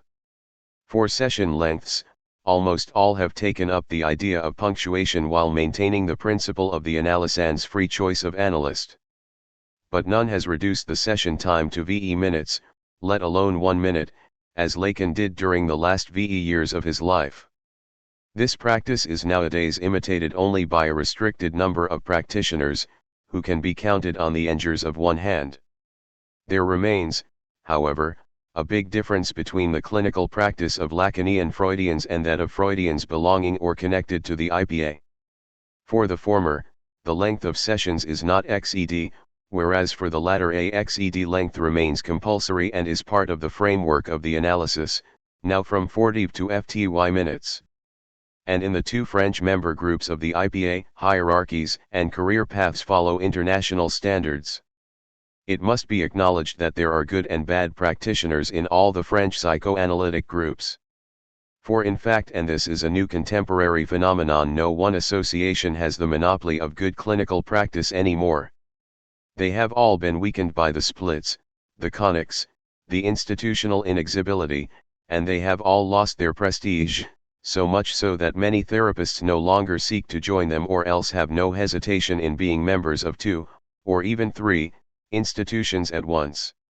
From to the reorganization of the ELD of psychoanalysis took the form of a double process, a proliferation of splits on one side, federalism on the other. So the Association Mondiale de Psychoanalyse, World Association of Psychoanalysis, AMP, created by Jacques-Alain Miller, imploded, giving birth to diverse autonomous movements. Today, centralizing institutions are much less credible than small units, more lively, more creative, and always ready to link up to make it easier to exchange pieces of knowledge and clinical experience with one another. Witness the creation, in Barcelona in October, of a convergence movement, Convergencia, linking 40 Lacanian associations. From a wider perspective, René Major's initiation of the États Généraux States General of Psychoanalysis clearly indicates that Freudianism in the 20th century should orient itself toward a new type of collaboration, that of associated networks, responding to the new demands of civil society. No doubt the years to come will also see a serious challenge to the classificatory imperialism of the DSM and the cognitive sciences, whose ineffectiveness we are beginning to ponder even while they are at their height. France has not had to confront the wave of anti-Freudianism that is raging in the United States. Neither Freud nor psychoanalysis is attacked with such virulence in Europe. Even so, despite their undeniable usefulness, the different schools of psychoanalysis are still suffering from a real discredit because of their tendency to dogmatism. When it comes to contemporary patients, they bear little resemblance to those of earlier periods. Generally speaking, they tee the image of this depressive society in which they live. Impregnated with contemporary nihilism, they present with narcissistic or depressive disturbances and suffer from solitude and symptoms of loss of identity. Often lacking either the energy or the desire to submit to long analyses, they have trouble with regular attendance at analysts' consulting rooms. They often miss sessions and can often no longer stand more than 1 or 2 a week. Lacking financial means, they tend to suspend the analysis as soon as they realize there has been an improvement in their condition, even if that means taking it up again when the symptoms reappear. This resistance to entering into the transference setup indicates that if the market economy treats subjects like commodities, patients too have a tendency in their turn to use analysis as a form of medication and the analyst as a receptacle for their sufferings. The model of the typical analysis, handed down from generation to generation through the mythical image of the armchair and the couch, is now restricted to the privileged. The majority of young therapists no longer practice psychoanalysis full-time, and in place of the classic setup, tend to substitute a face-to-face analytic situation that looks like a psychotherapy. In this connection, it is worth noting that Lacanians are more ready to accept these transformations, steeped as they are in the doctrinal issues of psychoanalysis, whereas their SPP and APF colleagues prefer to give this new situation the name of analytic psychotherapy in order to distinguish it more clearly from the classic model of the typical analysis, deemed untouchable. If the patients have changed, the psychoanalysts of the younger generations don't look like their elders either. In this regard, there are fewer differences than there used to be between the Lacanians and the other Freudians. They have all taken the same psychology courses, and many have another job apart from psychoanalysis. Generally they are clinical psychologists. Whatever their affiliations, they have few private patients and mainly work in institutions, where they get other techniques going, drama therapy, family and group psychotherapy. They all have posts in the health services, helping with drug addicts, prostitutes, delinquents, AIDS sufferers, emergency care, and so forth. Entering the profession via medicine, psychiatry, philosophy, or literary studies is clearly on the wane to the bonnet, as I have said, of psychology.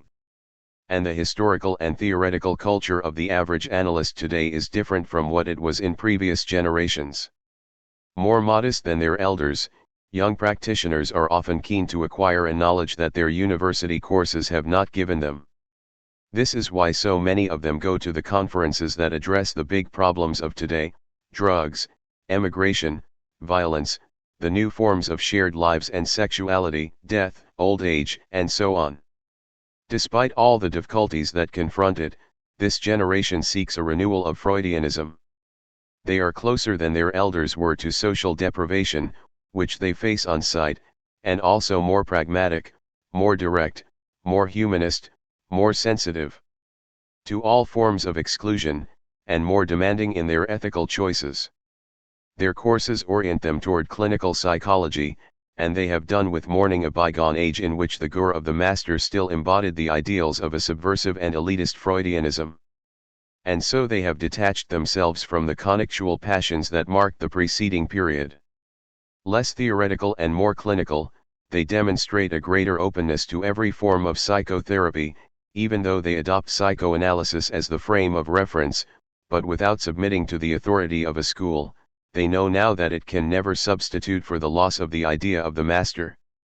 Whence a risk of eclecticism that can lead, if you don't watch out, to a dulling of theoretical rigor and, even more, to a forgetting of Freudian universalism.